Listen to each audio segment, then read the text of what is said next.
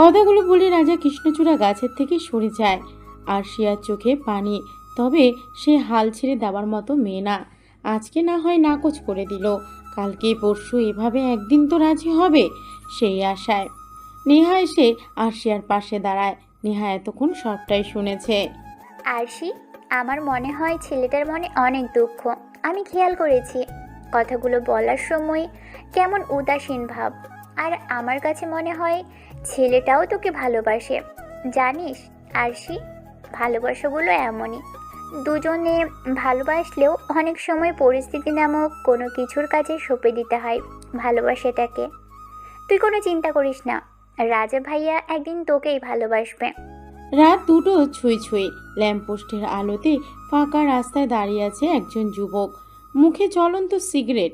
ধোঁয়াগুলো আকাশের দিকে উড়িয়ে দিচ্ছে। একটু পর শো শো করে 2টো গাড়ি এসে ছেলেটার সামনে দাঁড়ায়। একটা থেকে কমিশনার আকরাম মির্জা বের হয়ে আসে, আর দ্বিতীয়টা থেকে একজন আগন্তুক বের হয়ে আসে। আকরাম মির্জা গাড়িতে আসা আগন্তুকটার উদ্দেশ্যে বলে, স্যার, ফোনগুলো খুবই বাজেভাবে করা হয়েছে। আমার ধারণা এটা কোনো সিরিয়াল কিলারের কাজ। হুবহু সিরিয়াল কিলার নয় তো? আকরাম মির্জার কথা শুনে ছেলেটা হো হো করে হেসে জ্বলন্ত সিগারেটে একটা টান দেয়।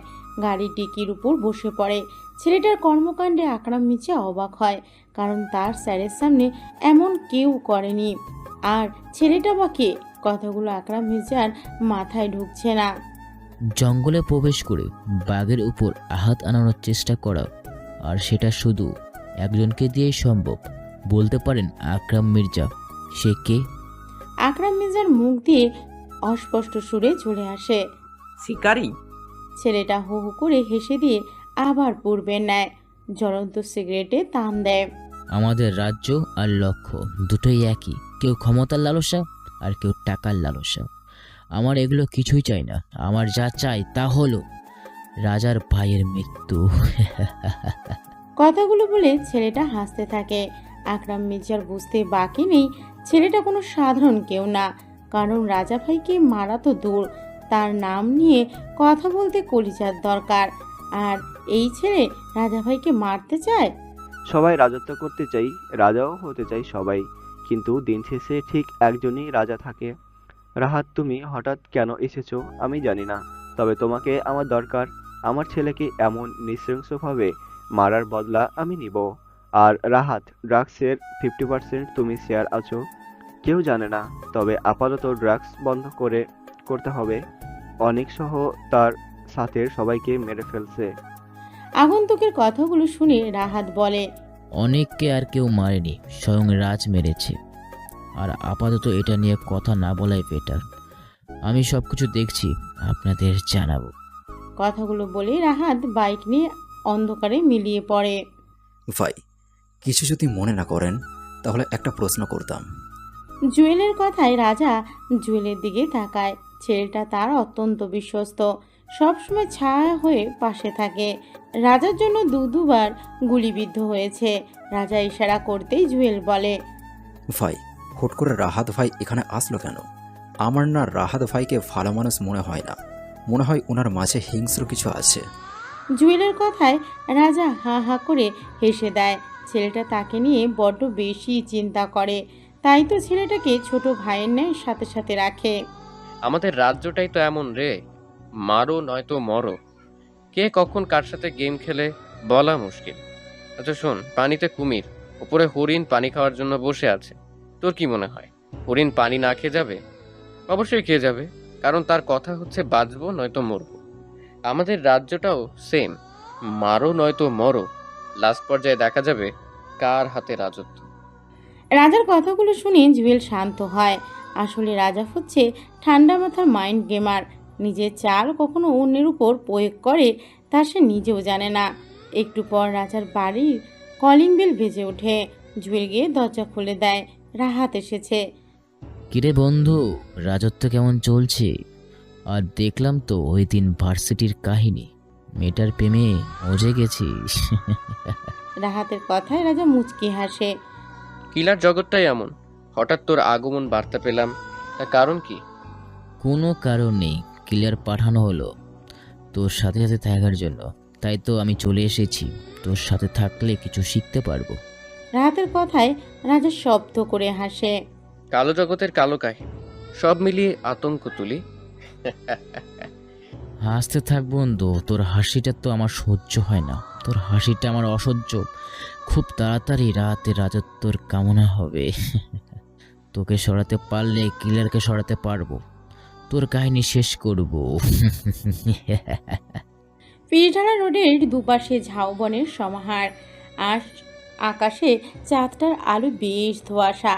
চাঁদটা তার অনাবিল বর্ণান্বিত সৌন্দর্যটা বিলিয়ে দিতে পারছে না কালো মেঘের কারণে। তারপরও আকাশের চাদরটা আজ বেশ মোহনীয় লাগছে।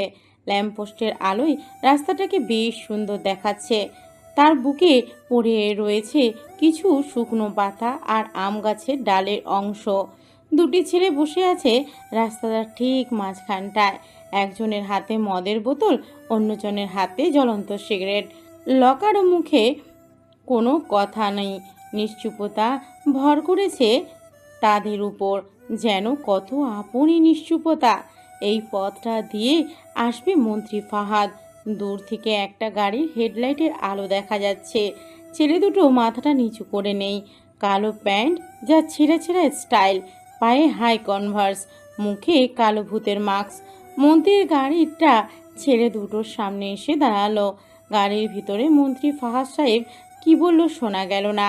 কয়েকটা লোক নামলো, লোকগুলো ছেলে দুটোর সামনে এসে দাঁড়ালো। আব্বে তোরা কারা, কি করছিস সেখানে? মাঝখান থেকে সরে বস, মন্ত্রী সাহেব বাসায় যাবেন। সরে দাঁড়া। কিন্তু ছেলেগুলোর মধ্যে কেউ সরে বসে না। লোকগুলো যখন ধাক্কা দিতে যাবে তখন শাট শাট করে কয়েকটা শব্দ হয়। লোকগুলো নিস্তেজ দেহগুলো পড়ে আছে পিচঢালা কালো রঙের রাস্তাটায়। মন্ত্রী সাহেব গাড়ি থেকে নামলেন। পুরো জায়গাটা জুড়ে তিনটে মানুষ দাঁড়িয়ে আছে। মন্ত্রী সাহেব বেশ ভয় পান, কাঁপা কাঁপা কণ্ঠে বললেন, তোমরা কারা? ছেলে দুটো কোনো কথা বলে না, কেবল মাথাটা নিচু করে বসে থাকে তারা। তাদের মধ্যে কেউ একজন মাথা তুলে তাকায়, জোরে হেসে উঠে সে। তার পাশে বসে থাকা ছেলেটাও মাথা নিচু করে হাসতে থাকে। শট করে গুলির শব্দ হয় একটা। মন্ত্রী সাহেব কিছুই বুঝে ওঠার আগে তার বুকের বাম পাশে একটা বুলেট এসে আঘাত করে। ধপ করে পড়ে যান তিনি। পুরো রোডটা রক্তের লাল রঙে রাঙা হয়ে যায়। মিস্টার আকরাম মির্জা দাঁড়িয়ে আছেন একটা গাছের নিচে। আকাশটা বেশ রংচঙা, আজ রোদটাও বেশ পড়েছে। আকরাম মির্জা ঘেমে একদম চুপসে গেছেন, কপাল বেয়ে ঘামের পানি পড়ছে। রাস্তাটার দিকে তাকালেন। রাস্তাটা বেশ নিস্তব্ধ, লোকালয় থেকে বেশ দূরে। লোক সমাগম খুব কম এই রাস্তাটায়। তার থেকে কিছুটা দূরে তাকালেন। সেখানে পড়ে রয়েছে কিছু নিস্তেজ দেহ, যার কোনোটিতেই প্রাণের অস্তিত্ব নেই। রক্তের লাল রংটা শুকিয়ে কালচে রং ধারণ করেছে, দেখতে বেশ বিদঘুটে লাগছে। মন্ত্রীর লাশটার দিকে তাকালেন তিনি। মন্ত্রীকেই সবচেয়ে বেশি ভয়ঙ্করভাবে মারা হয়েছে। মন্ত্রী সাহেবের মাথাটা দেহ থেকে বিচ্ছিন্ন হয়ে বেশ কিছু দূরে পড়ে রয়েছে। বেশ বিদঘুটে লাগছে দেহটা। গাছের ছায়া থেকে বের হয়ে ধীর পায়ে হেঁটে মাথাটার দিকে গেলেন তিনি। মুখটা হাঁ হয়ে রয়েছে, হয়তোবা খুন করার পর মাথাটা দেহ থেকে আলাদা করা হয়েছে।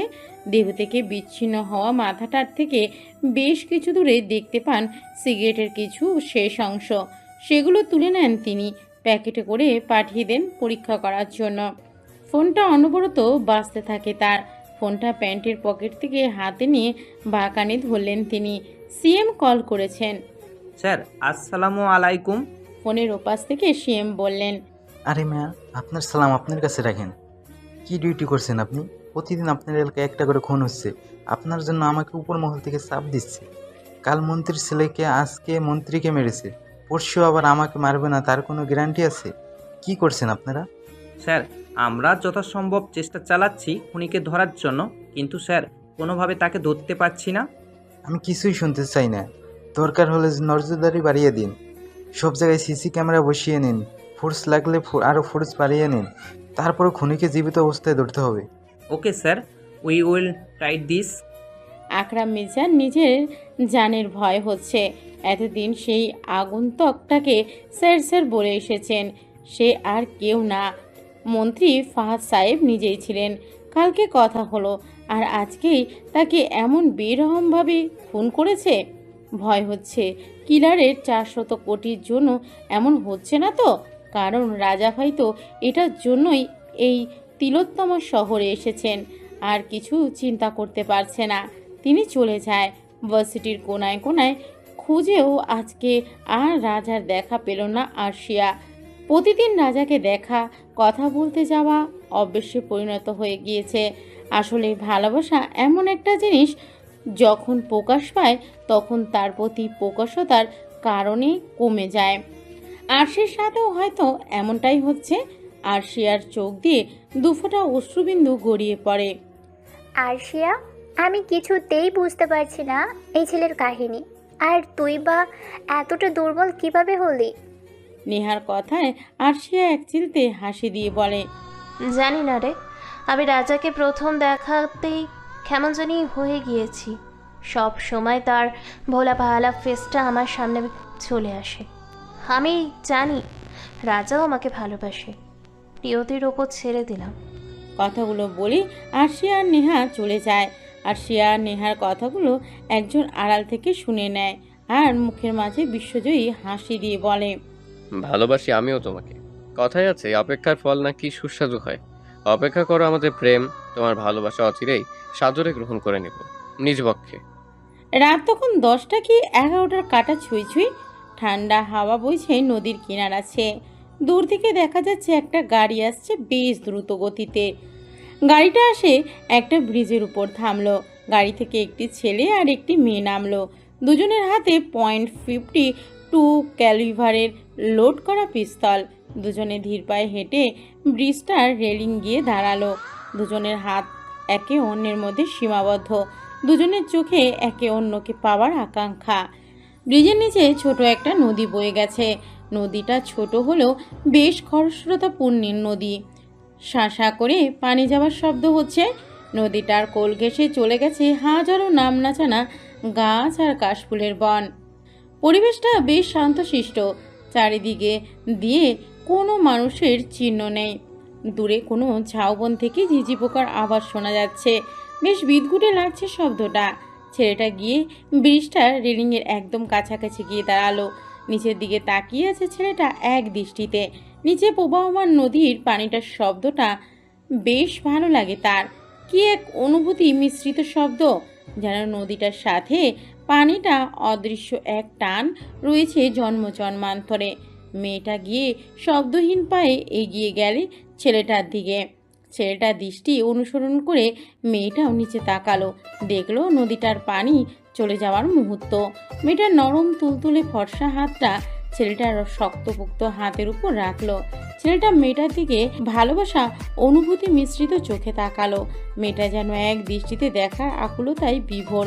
কতদিন পর সে চিরচেনা দৃষ্টির সাথে দেখা মিলল অবশেষে। ইস, সময়টা যদি থেমে থাকতো, কিন্তু তা তো হবার নয়। ব্রিজের নিচে প্রবাহিত নদীটার প্রাণীর স্রোত যেমন থেমে থাকে না, চলতে থাকে অবিরাম, ঠিক তেমনি সময়টাও সেকেন্ডের ঘর পেরিয়ে মিনিটের ঘরে যায়, মিনিটের ঘর পেরিয়ে ঘন্টার ঘরে যায়, তারপর চলতে থাকে অবিরাম। ছেলেটি মুচকি এসে মেয়েটাকে কাছে টেনে নিল বুকের বাঁ পাশটায়। মেয়ে গুটিসুটি মেরে মাথাটা লাগিয়ে দাঁড়ায়। মাথাটা উঁচু করে ছেলেটার দিকে বিমোহিত দৃষ্টিতে তাকায় সে। কত সময় পর সে প্রতীক্ষিত হাসি। এই হাসিটা যে আমার বুকে তোল পাড় তুলে দেয়। সে কি জানে না? এই বুঝি হারিয়ে ফেললাম তাকে। সে কি বোঝে না? তার এই ভাঙা দাঁতের মুচকি হাসিটা আমার মনটা ভেঙে চুরমার করে দেয়। বুকের বাঁ পাশটাই যে ভীষণ ব্যথা করে হাসিটা দেখলে। তারপরেও ছেলেটা এমন করে হাসে কেন? ছেলেটার গায়ের সাথে লেপ্টে আছে মেয়েটা বেশ শক্ত করে। ছেলেটার গা থেকে আসা ঘর্মাক্ত গন্ধটাও শুকতে মেয়েটার ভালো লাগে। হুট করে ছেলেটা মেয়েটার কপালে গাঢ় করে ভালোবাসার পরশ এক চিহ্ন এঁকে দেয় নিজ ঠোঁট দিয়ে। মেয়েটা ভালোবাসার পিপাসু দৃষ্টি নিয়ে তাকালো ছেলেটার দিকে। মেয়েটার দিকে মুচকি হেসে তাকালো ছেলেটা। মুখে হাসি রেখে বলল, আমার শ্যামাবতীটা কেমন আছে তা কি সে জানে? না, সে জানে আপনার শ্যামবতীটা ভালো নেই। তার মনে রয়েছে এক আকাশ অভিমান, অভিযোগের ভাণ্ডার। আর আর কি কি রয়েছে তার মনে? তার রয়েছে একগুচ্ছ ভালোবাসা পাওয়ার ব্যাকুলতা, তাকে নিজের করে পাওয়ার আকুলতা। সে বোঝে না তার শ্যামবতীটাকে। কেন সে বুঝবে তাকে? তার কি কোনো প্রয়োজন আছে? সে দিব্যি হেসে গেলে দিন পার করছে। সে তো জানেই না তার শ্যামবতীটা তাকে কতটা প্রয়োজন। তাকে ছাড়া যে তার শ্যামবতীটা ঠিকভাবে নিঃশ্বাসও নিতে পারে না, তা কি সে জানে না? তারপরও তার কি লুকোচুরি খেলা, নিজেকে তার শ্যামবতীর থেকে লুকিয়ে রাখার প্রচেষ্টা। কেন সে এমন করে? ছেলেটা মুচকি এসে তার প্রেয়সীকে টেনে নিল। আকাশে আজ মস্ত বড় চাঁদ উঠেছে। তারায় তারায় ভরপুর আজ আকাশটা। কোথাও যেন কোনো খুঁত নেই এই বিশাল আকাশটায়। আজ চাঁদের আলোটা বেশ উজ্জ্বল। চাঁদের আলোয় নদীর পানিগুলোর প্রত্যেকটি স্রোতের খাঁট চিকচিক করছে। দেখতে বেশ সুন্দর লাগছে ব্রিজের উপর থেকে। হঠাৎ হঠাৎ দমকা হাওয়া বইছে, যার ফলে মেয়েটার কুচকুচে কালো এলোকেশি রেশমি চুলগুলো বাতাসের সাথে পাল্লা দিয়ে উঠছে। ছেলেটা নেশাগ্রস্ত চোখে তাকিয়ে আছে মেয়েটার দিকে, যেন তার সামনে দাঁড়িয়ে আছে সদ্য ফোটা কোনো রক্তজবা ফুল, যার কোনো নিজস্ব গন্ধ নেই, কিন্তু তবুও সে ফুলের মধ্যে অনন্য সুন্দরী। তার সামনে দাঁড়িয়ে থাকা মেয়েটিও তেমন আহামরি সুন্দরী না। শ্যামবর্ণের চেহারায় মেয়েটাকে যেন কোনো অচেনা রাজ্যে রাজকুমারী লাগে। তার গেজো দাঁতের ঝংকার তোলা হাসিটা তার হৃদয়টা ক্ষতবিক্ষত করে দেয় মুহূর্তের মধ্যে। তাই তো সে মেয়েটার নাম দিয়েছে শ্যামবতী, শুধুই তার ওই শ্যামবতী। তবুও তার কত চালাক চাতুরি, নিজেকে আড়ালে রাখার কত পদ্ধতি ব্যবহার করতে ব্যস্ত সে। তাদের মাঝে বেশ নীরবতা ভেঙে মেয়েটাকে বলল, আচ্ছা শোনো না, রাজা আর আরশিয়া একজন আরেকজনকে ভালোবাসে কিনা জানি না, তবে আরশিয়া রাজাকে ভালোবাসে। আমি আরশিয়াকে রাজার জন্য কান্না করতে দেখেছি। আমি বুঝতে পেরেছি আরশিয়া রাজাকে ভালোবাসে। কিন্তু রমণীটি আর বলতে পারল না। ছেলেটি মুচকি হাসি দিয়ে রমণীটিকে নিজের সাথে আরও মিশিয়ে নাকের কাছে নাক নিয়ে বলতে লাগে, ভালোবাসা এমনই একটা জিনিস, যদি কারো মনে হয় কারো প্রতি ভালোবাসা খেলে যাবে, তাহলে সে মানুষটা কয়লার মতো পুড়ে যাবে। ভালোবাসা অদ্ভুত একটা জিনিস। চিন্তা করো না রাজ, আরশিয়াকে ভালোবেসেই বসবে। বন্ধু আমার, তার প্রতিটা জিনিস আমি জানি। হতে পারে সে মাইন্ড ওয়ার্ল্ড রাজ, তবুও তার একটা মন আছে যা দিনে দিনে আরশিয়া চাইবে। কথাগুলো বলে ছেলেটা উচ্চ স্বরে হাসতে থাকে। ভার্সিটিতে আজ কি যেন অনুষ্ঠান হবে। সব ছাত্রছাত্রী আজ পাহাড়ি রঙের পোশাকে সজ্জিত হয়ে এসেছে। আরশিয়া আর নেহাও বাদ যায়নি। দুজনেই আজ কালো জামদানি শাড়ি পরে এসেছে। দুজনকেই আজ বেশ সুন্দর লাগছে। একজনকে যেমন শ্যামবতী লাগছে, তেমনি অন্যজনকে মায়াবতী লাগছে। ভার্সিটির বকুলতলায় বসে দুজনেই বসে বসে কি যেন বলছে আর অট্টহাসিতে মেতে উঠছে। দুজনেই বসে আছে রাজার জন্য। বেশ অনেকক্ষণ হলো তারা বসে আছে। ভার্সিটির সব ছেলেরা বিমোহিত দৃষ্টিতে তাকিয়ে আছে হাঁ করে। এই ব্যাপারটাই যেমন তারা অস্বস্তিতে পড়েছে, তেমনি বেশ উপভোগ করছে। এমনি দুজনে ভার্সিটিতে সুন্দরীদের মধ্যে আছে। এক ছেলে তো সরাসরি প্রপোজ করে ফেলেছে আরশিয়াকে না চিনে। যখন চিনতে পারলো তার সামনে যে মেয়েটি বসে আছে সে ভার্সিটির কমিশনারের মেয়ে আরশিয়া, তখনই দৌড় দিল ছেলেটি। এ নিয়ে আরশিয়া নেহা সে কি হাসি। ভার্সিটির গেট দিয়ে প্রবেশ করে দুটি ছেলে দুজনকে দেখে আরশিয়া নেহা দুজনের মুখে হাসি ফুটে উঠেছে। রাজাকে তো চেনেই, কিন্তু রাজার পাশে থাকা ছেলেটাকে আরশিয়া চেনে না। তারা দুজন ধীর পায়ে হেঁটে ভার্সিটির পূর্ব দিকে কৃষ্ণচূড়া গাছটার কাছে আসে। নীরবতা ভেঙে রাহাত বলে ওঠে, রাজা, আরশিয়া ভাবির সাথে মেয়েটাকে দেখে আমি ঠিক থাকতে পারছি না। তাকে আমি আমার মায়াবতী শ্যামাবতী বানাবো। ওই শ্যামাবর্ণের চেহারা আমাকে পুরো ঝলসে দিচ্ছে। রাহাতের কথায় রাজা মুখ টিপে হাসে। আরশিয়ার পাশে নেহা ছিল। নেহাকে দেখেই রাহাত কথাগুলো বলল। একটু পর নেহা আর আরশিয়া তাদের সামনে এসে দাঁড়ালো। রাজা, আমি তোমার সাথে কিছু কথা বলতে চাই। আর তা এক্ষুনি। আরশিয়ার কথায় রাজা রাহাতের দিকে তাকায়। রাহাত চলে যাওয়া ধরল। নেহা বলে ওঠে, আমাকেও আপনার সাথে নিয়ে যান, কাবাব মে হাড্ডি নাহি হতি। রাহাত মুচকি একটা হাসি দিয়ে চলে যায়, সাথে সাথে নেহাও। তারা তাদের গন্তব্যের দিকেই অগ্রসর হচ্ছে। রাজা, আমি আর নিতে পারছি না তোমার অবহেলা।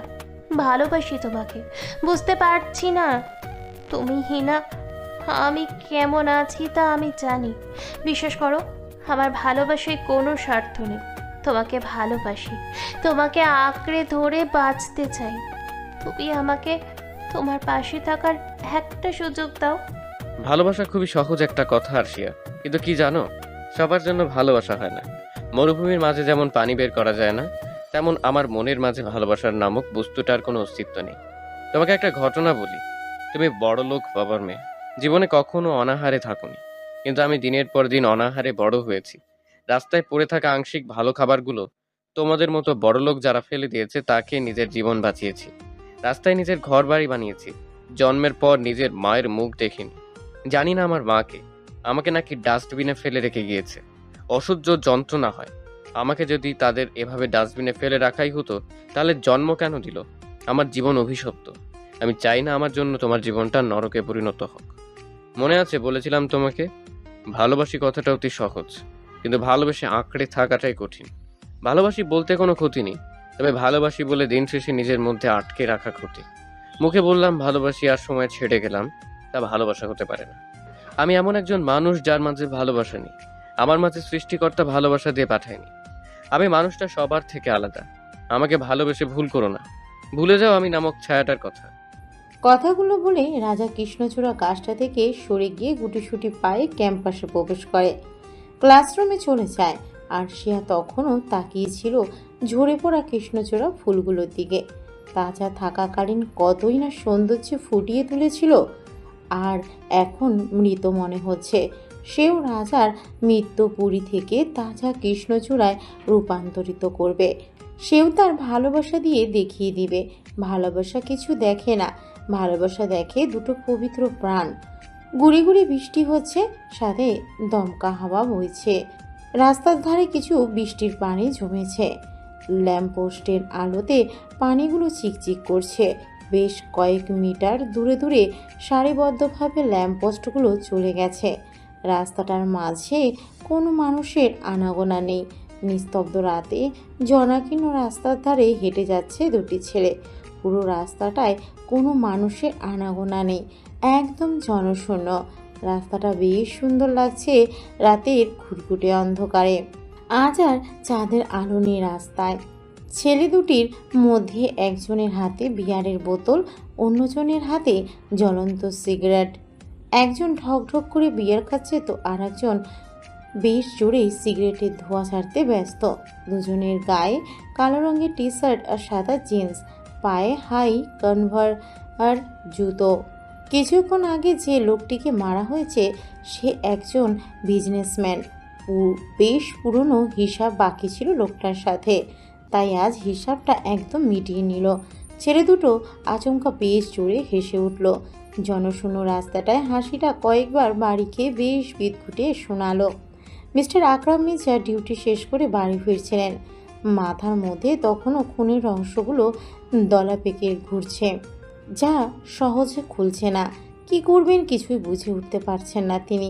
কপালে হাত রেখে চিন্তা করছেন। উপর থেকে চাপ আসছে দিনকে দিন। কপালে হাত রেখে যখন চিন্তায় মগ্ন, হঠাৎ ড্রাইভার গাড়ি থামালেন। গাড়ি থামার ফলে আকরাম মির্জা বেশ বিরক্ত হলেন। গাড়ি কেন থামালে সালাম? স্যার সামনে দেখুন। কেন, কি হয়েছে? দেখুন না রমিত স্যার। সালামের কথা মতো আকরাম মির্জা সামনে তাকালেন। তাদের থেকে বেশ কিছু দূরে পড়ে আছে একটা লাশ। আকরাম মির্জা দ্রুত পায়ে হেঁটে গেলেন লাশটার দিকে। আবারও একটা খুন। আকরাম মির্জা লাশটার কাছে এসে পৌঁছালেন। লাশটার দিকে পূর্ণ দৃষ্টিতে তাকালেন। এবারও লাশটার মাথা দেহ থেকে বিচ্ছিন্ন। লাশটার উন্মুক্ত বুকটার মধ্যে বেশ ধারালো কিছু লেখা হয়েছে। আকরাম মির্জা প্যান্টের পকেট থেকে মোবাইল বের করে হাবিলদার রমিজকে কল করে কয়েকটা পুলিশকে সাথে নিয়ে আসতে বললেন। কল কেটে মোবাইলের ফ্ল্যাশ লাইটটা জ্বালিয়ে বুকের মধ্যে থেকে রক্তগুলো পরিষ্কার করলেন। আকরাম মির্জা বেশ তীক্ষ্ণ দৃষ্টিতে তাকালেন লেখাটার দিকে। বেশ তেরা বেঁকা করে লেখা আছে। তিলোত্তমা শহরে আমার আগমন। লেখাটাকে দেখে বেশ বিস্মিত হন তিনি। আনমনে বললেন, এটাও তাদের খুন? লাশটা থেকে সরে আকরাম মির্জা পকেট থেকে একটা সিগারেট চালায়। বেশ আস্তে আস্তে সিগারেটটায় টান দিচ্ছেন তিনি, আর কি যেন ভাবছেন। লাশটা থেকে কিছু দূরে পড়ে আছে দেহ থেকে বিচ্ছিন্ন হওয়া মাথাটার দিকে এগিয়ে গেলেন ধীর পায়ে।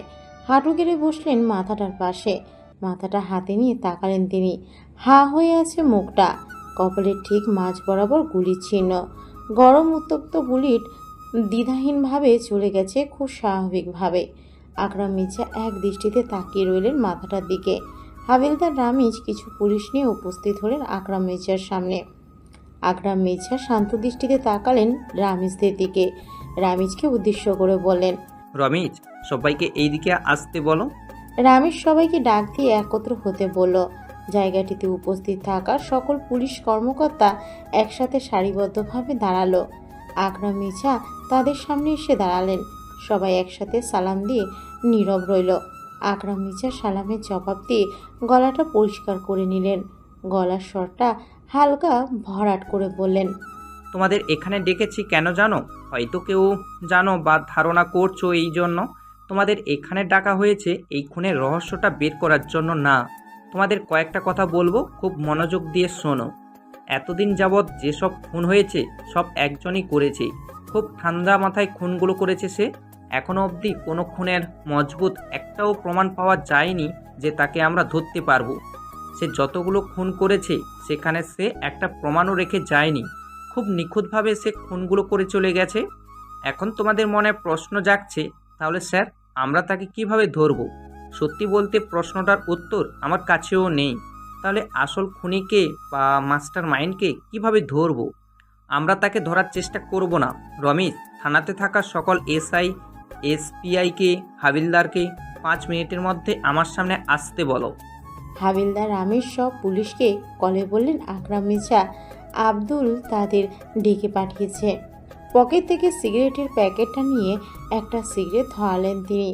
পরপর কয়েকটা টান দিয়ে মুখ থেকে সিগারেটটা হাতে নিলেন তিনি। এভাবে সিগারেট খাওয়া যেন তার অভ্যাসে পরিণত হয়ে গিয়েছে। মুখ আর নাক দিয়ে ধোঁয়াগুলো ছেড়ে দিলেন দূরেই, ওই নিকষ কালো আকাশটার দিকে। থানায় থাকা সব পুলিশ কর্মকর্তা আকরাম মির্জার সামনে দাঁড়িয়ে আছে। কেউ পুলিশি পোশাক নিয়ে, কেউ সিভিল ড্রেস নিয়ে উপস্থিত। রমিজ, সবাই উপস্থিত আছে এখানে? জি স্যার। ভালো। এখানে তোমাদের ডাকা হয়েছে বিশেষ কিছু কারণে। এখানে উপস্থিত থাকা সকলে কয়েকটা দলে ভাগ হয়ে যাবে। প্রতিটি দলে 4-5 জন করে থাকবে। কাল থেকে সবাই শহরের সকল নির্জন কোলাহলমুক্ত জায়গাগুলো থাকবে। বিশেষ করে রাত 12টার পর থেকে সবাই অ্যালার্ট থাকবে। অস্বাভাবিক কিছু দেখলেই আমাকে বা আমাদের মধ্যে যে কোনো একজনকে কল করবে। উনি যেন কোনোভাবেই টের না পায় আমরা তাকে ফলো করছি। সবাই ছদ্মবেশ নিয়ে থাকবে যাতে সে বুঝতে না পারে আমরা পুলিশের লোক। আমি কি বলতে চেয়েছি আশা করি বুঝতে পেরেছো। জি স্যার। সবাই একসাথে। ওকে, তোমরা চলে যাও। আর রমিজ, লাশটাকে ফরেনসিক ল্যাবে পাঠিয়ে দাও। আমি যাচ্ছি। জি স্যার। বাড়িতে গিয়ে সোফায় গিয়ে বসলেন আকরাম মির্জা। কাজের বুয়াকে জোরে ডাক দিলেন তিনি। রায়েলা, আমার জন্য 1 গ্লাস পানি নিয়ে এসো। আর মামনিকে ডাকছি বলো। যে স্যার। রান্নাঘর থেকে বলল রাহেলা। আকরাম মির্জা সোফায় বসে চিরপরিচিত 1 নাম্বারে কল দিলেন। কানে মোবাইলটা নিলেন তিনি। এখনও রিং হচ্ছে। কল ধরার পর ভরার গলায় বললেন তিনি, কয়েকদিনের জন্য গা ঢাকা দাও তোমরা। কি শুরু করেছো এসব? ওইদিকে সামাল দিতে পারছি না। ওপাশ থেকে কি বলা হলো শোনা যায়নি। শাহিদ আকরাম মির্জা মুচকি হেসে মোবাইলটা কেটে দিলেন। সিঁড়ি বেয়ে আরশিয়া নামছে, পরনে টমস আর জিন্স। আরশিয়া আকরাম মির্জার পাশে বসলো। আকরাম মির্জা মুচকি হেসে বলল, তো মামনি, তোমার ওইদিকে অবস্থা কেমন? সত্যি বলতে ওকে ভালোবাসার ফাঁদে ফেলতে গিয়ে আমি নিজেই ওর প্রেমে পড়ে গেছি। মেয়ের জবাবে আকরাম মির্জা মুচকি হাসলেন। পাশে বসে থাকা আরশিয়া অবাক হয়ে তাকিয়ে রইল। বাবা, তুমি হাসলে কেন? ওকে আমার চাই, কিভাবে এনে দিবে তা আমি জানি না, আমার ওকে চাই মানে চাই। এবারও আকরাম মির্জা মুচকি হাসলেন, যে হাসির পিছনে রয়েছে কোনো বিষাক্ত সত্য, বিদঘুটে কোনো ভয়ঙ্কর ইতিহাস। মাথায় হাজারো চিন্তা ঘুরছে, অথচ মুখে মুচকি হাসি বজায় রেখেছে। রাজার রাজ্যে হাজারো বনের শিয়াল রাজত্ব করতে হামাগুড়ি দেবে, তবুও রাজা একজনই থাকে। কিলারের 400 কোটি টাকা আনার জন্য এসেছি আমরা। আমাদের প্রেমের নাগর বসিয়ে দিয়েছি সবাই। কিলারের কর্ণপাত হলে কি হবে? রাহাত, তুই বোকাই রয়ে গেলি। কিলার আমাদের দুজনের ভরসায় কি তার 400 কোটি রেখে দিবে? একটু আগে জায়গায় মারা হয়েছে, সে কিলারের লোক, বিজনেসম্যান হয়ে কিলারের কালো দুনিয়ার সঙ্গী। আর কি হবে? সে তো সত্যিকারেরই ভালোবাসে। রাহাতের কথায় রাজা জোরে জোরে হেসে ওঠে আর বলে, রাফিয়ান জগতে মিথ্যেটাকে সত্য বলে তুলে ধরা হয়, কার অগোচরে কে বেইমানি করে বলা মুশকিল। আমাদের ডিকশনারিতে ভালোবাসা বলতে কিছু নেই। গরম একটা বুলেটে নিজের শরীরটাকে শেয়াল কুকুরের হাতে সঁপে দিয়েছি, অপেক্ষা শুধু গরম একটা বুলেটের। রাজার কথাগুলো রাহাতের মাথার উপর দিয়ে যায়, তবুও রাজার অট্টহাসির সাথে তাল মিলিয়ে সেও হাসে হা হা। রাজা, রাহাত, নেহা বসে আছে ভার্সিটির ঝাড়ুল তলায়। তিনজনে বেশ চিন্তিত, অস্থিরতার ছাপ তিনজনের চেহারায় বিদ্যমান। বেশ কয়েকদিন ধরে আরসিয়া ভার্সিটিতে আসছে না, তাদের ফোনও ধরছে না। বেশ চিন্তা হচ্ছে নেহার, কোথায় যেতে পারে মেয়েটা। হুট করেই রাজার ফোনে একটা মেসেজ আসে।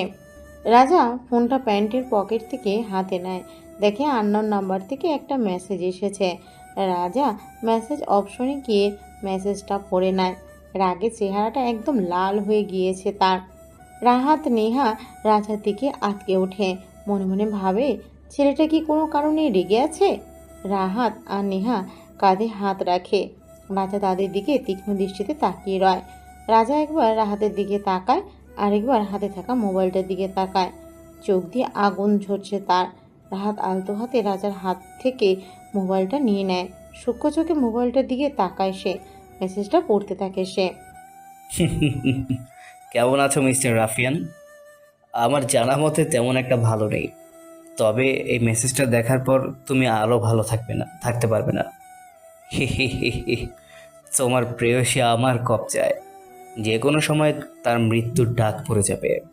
আমি কি সেটা তুমি খুব ভালো করেই জানো।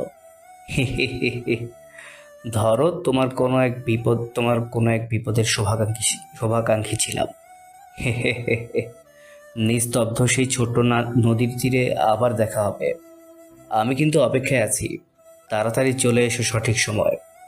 রাহাত আর নেহা কি বলবে বুঝে উঠতে পারছে না, কেবল মাথার ভিতরে একটা কথাই বারবার ঘুরপাক খাচ্ছে। কে হতে পারে? রাজার দিকে তাকায় সে, কেমন শুকনো শুকনো লাগছে মুখটা। রাজার দিকে পূর্ণ দৃষ্টিতে তাকিয়ে রইল তারা। চোখ বন্ধ করায় আরশিয়ার মায়াময় মুখটা ভেসে ওঠে। হঠাৎ বুকটা মোচু দিয়ে ওঠে। চোখ বন্ধ করা অবস্থায় নেহা রাহাতের হাত চেপে ধরে বলে, নীরা আপুকে কে কিডন্যাপ করেছে? রাজা নেহার দিকে তাকায়, বেশ শক্ত কণ্ঠে বলে ওঠে, তোমার বাবা। নেহা বেশ অবাক হয়, তার বাবা আরশিয়াকে কেন তুলে নিয়ে গেছে? তার সাথে আরশিয়ার কিসের শত্রুতা? নেহার মাথায় কিছু ঢুকছে না। নেহা রাজার দিকে অবাক চোখে তাকায়। রাজা কোনো ভূমিতা ছাড়াই বলে, তুমি কি জানো তুমি আরশিয়ার খালাতো বোন হও? মাথায় কিছুই ঢুকছে না, তাই না? আসলে তোমার বাবা এমন একজন মাইন্ড গেমার, যা তোমাদের সবার সাথে মাইন্ড গেম খেলেছে, যা তোমরা ঘুণাক্ষরেও টের পাওনি। তোমাদের গাড়ি অ্যাক্সিডেন্ট করায়, যদিও বা তোমার মা মারা যায়, ভাগ্যক্রমে তুমি বেঁচে যাও। তোমার বাবা ভালো সেজে তোমাকে নিয়ে আসে। ভাবছো আমি কিভাবে জানি? আমি অনেক কিছুই জানি। তোমার বাবা আসলে কোনো পুলিশ অফিসার না, তিনি একজন রিয়েল রাফিয়ান, যা সবার চোখের অগোচরে। আজ রাতে হয়তো অনেক কিছু হবে। ওই যে দেখছো ছেলেটা, তোমার ভাই, রক্তের সম্পর্কে সে তোমার বড় ভাই। যাও তার কাছে। রাজার কথা শুনে নেহা হতভম্ব হয়ে যায়। রাজার কথা মতো নেহার সামনে তাকায়, দেখে ওদিন ভার্সিটিতে আসা ছেলেটা দাঁড়িয়ে আছে তাদের থেকে কিছুটা দূরে। ছেলেটার দিকে বেশ তীক্ষ্ণ দৃষ্টিতে তাকালো সে। আরে, এ তো মেঘ। সে তো এত কিছু জানে না, অথচ তার পাশে বসে থাকা ছেলেটা কত কিছু জানে। তার ভাই তার এত কাছে থেকেও তাকে চিনতে পারলো না। নেহা দৌড় দেয়। মেঘ দূর থেকে হাত মেলে দাঁড়িয়ে আছে। নেহা বেশ দ্রুতগতিতে দৌড়ে মেঘের বুকে ঝাপটে পড়ে। নেহা বেশ শব্দ করে কান্না করতে থাকে। মেঘের চোখে পানি টলমল করছে। নেহা মাথা তুলে তাকিয়ে কিছুটা দূরে গিয়ে দাঁড়ায়। অভিমানী মুখটা অন্যদিকে ঘুরিয়ে নেয়। এখনও কান্না করছে সে। মেঘ পিছন থেকে বেশ কাতর স্বরে বলে, এখনো রেগে থাকবি এই হতভাগা ভাইটার উপর? নেহা এবার ফুপিয়ে কাঁদতে শুরু করে। তারপর আরশিয়া বসে আছে একটা রুমে। 40 ওয়াটের ডিম লাইটটা নিভু নিভু শক্ত মোটা দড়ি দিয়ে বাঁধা। সে নড়াচড়া করতে পারছে না। সে বেশ অনেকক্ষণ হলো সে এখানে বাঁধা। আরশিয়া নিভু নিভু চোখে চারিদিকে তাকালো। রুমটায় মানুষের কোনো অস্তিত্ব নেই, কেবল সে বাদে। চারদিক থেকে কেমন যেন মদের বিদঘুটে গন্ধ আসছে। আরশিয়া নাক মুখ কুচকায়। মনে করার চেষ্টা চালায় এখানে কিভাবে এলো। সে তো সকালে ভার্সিটির উদ্দেশ্যে বের হয়েছিল বাড়ি থেকে। রাস্তার মাঝেই তাকে কেউ পিছন থেকে রুমাল চেপেছিল। তারপরেটুকু মনে নেই তার। আরশিয়া এদিক ওদিক তাকালো, তেমন কাউকে দেখতে পেল না সে। বেশ কয়েকবার দড়ি খোলার চেষ্টা করে, কিন্তু পারে না। খড় করে দরজা খোলার আওয়াজ পেয়ে সামনে তাকায় সে। দেখে সাদা পাঞ্জাবি পরিহিত কেউ আসছে। দরজার দিকে অন্ধকার হওয়ায় হেঁটে আসা ব্যক্তিটিকে চিনতে পারল না আরশিয়া। ব্যক্তিটি আরশিয়ার সামনাসামনি এসে দাঁড়ায়। পিছন থেকে একটা ছেলে চেয়ার দিয়ে যায়। আরশিয়া দুর্বল চোখে সামনে বসে থাকা ব্যক্তিটির দিকে তাকায়। বেশ অবাক হয় সে। চোখে মুখে ফুটে ওঠে রাগের আভা। আরশিয়া চোখ মুখ শক্ত করে বলে, আপনি এখানে? তাহলে আপনি আমাকে তুলে এনেছেন? আরশিয়ার কথায় সামনে বসে থাকা ব্যক্তি তেমন কোনো ভাবাবেগ হলো না। লোকটি নিঃশব্দে বসে থাকে আর শব্দহীন মুচকি মুচকি হাসে। লোকটা আরশিয়ার দিকে তাকায়, মুখে মাস্ক পরিহিত। তবুও আরশিয়া চিনে যায় লোকটিকে। লোকটি আরশিয়ার দিকে ভরাট কণ্ঠে বলে, welcome to my Mustan city. Arshia রহস্যময় হাসি দেয়। লোকটি নিচের মাস্ক খুলে ফেলে। আরশিয়া বেশ শব্দ করে হাসে। লোকটি অবাক হয়। আরশিয়া এখনও চেয়ারের সাথে বাঁধা। লোকটি শান্ত কণ্ঠে বলে, তোর বাবা আকরাম মির্জা না? আকরাম মির্জা 2 নম্বর পুলিশ। আকরাম মির্জা নেহার বাবা। তোর খালাতো বোন হয় নেহা। হা হা হা। এই বলে লোকটা আরশিয়ার হাতে গুলি করে। আরশিয়া ব্যথায় আহ করে মৃদুস্বরে চিৎকার করে। লোকটা আরশিয়াকে আরও কাছে এসে তার হাতের বাঁধন খুলে দেয়। আরশিয়া দুর্বল হাতে সিগারেটের প্যাকেটটা হাতে নিয়ে মুখে দেয়। আগন্তুক লোকটা আরশিয়ার দিকে লাইটারটা ছুঁড়ে মারে। আরশিয়া দুর্বল হাতে লাইটারটা নিয়ে সিগারেটটা জ্বালায়। একসাথে কয়েক টান দিয়ে সামনে বসে থাকা আগন্তুক লোকটার দিকে ধোঁয়া ছেড়ে দেয়। লোকটি আরশিয়ার দিকে মুচকি হেসে তাকায়। আরশিয়া আপন মনে সিগারেট ফুঁকছে। লোকটি কাকে যেন ইশারা করে। একটি ছেলে নিশিকে টেনে হিচড়ে আনে আরশিয়ার সামনে। মুখের একপাশে চড় মারার ফলে 5টা আঙ্গুল বসে গেছে। দুর্বল চোখে আরশিয়ার দিকে তাকায় নিশি। হঠাৎ করে হু হু করে কেঁদে ওঠে নিশি। মাথাটা কেমন যেন ভো ভো করছে তার। এত জোরে কেউ তাকে চড় মারেনি। নিশির এমন হাল দেখে আরশিয়ার চোখ মুখ শক্ত হয়ে যায়। আগন্তুক লোকটি উচ্চস্বরে হেসে বলে, কষ্ট হচ্ছে তাই না? এমনই কষ্ট হয়েছিল যখন তুই আরিফকে মেরেছিলি। মনে মনে ভাবছিস আরিফের সাথে আমার সম্পর্ক কি? একজন বাবার সাথে ছেলের সাথে যে সম্পর্ক, আমার সাথে আরিফের সেই সম্পর্ক।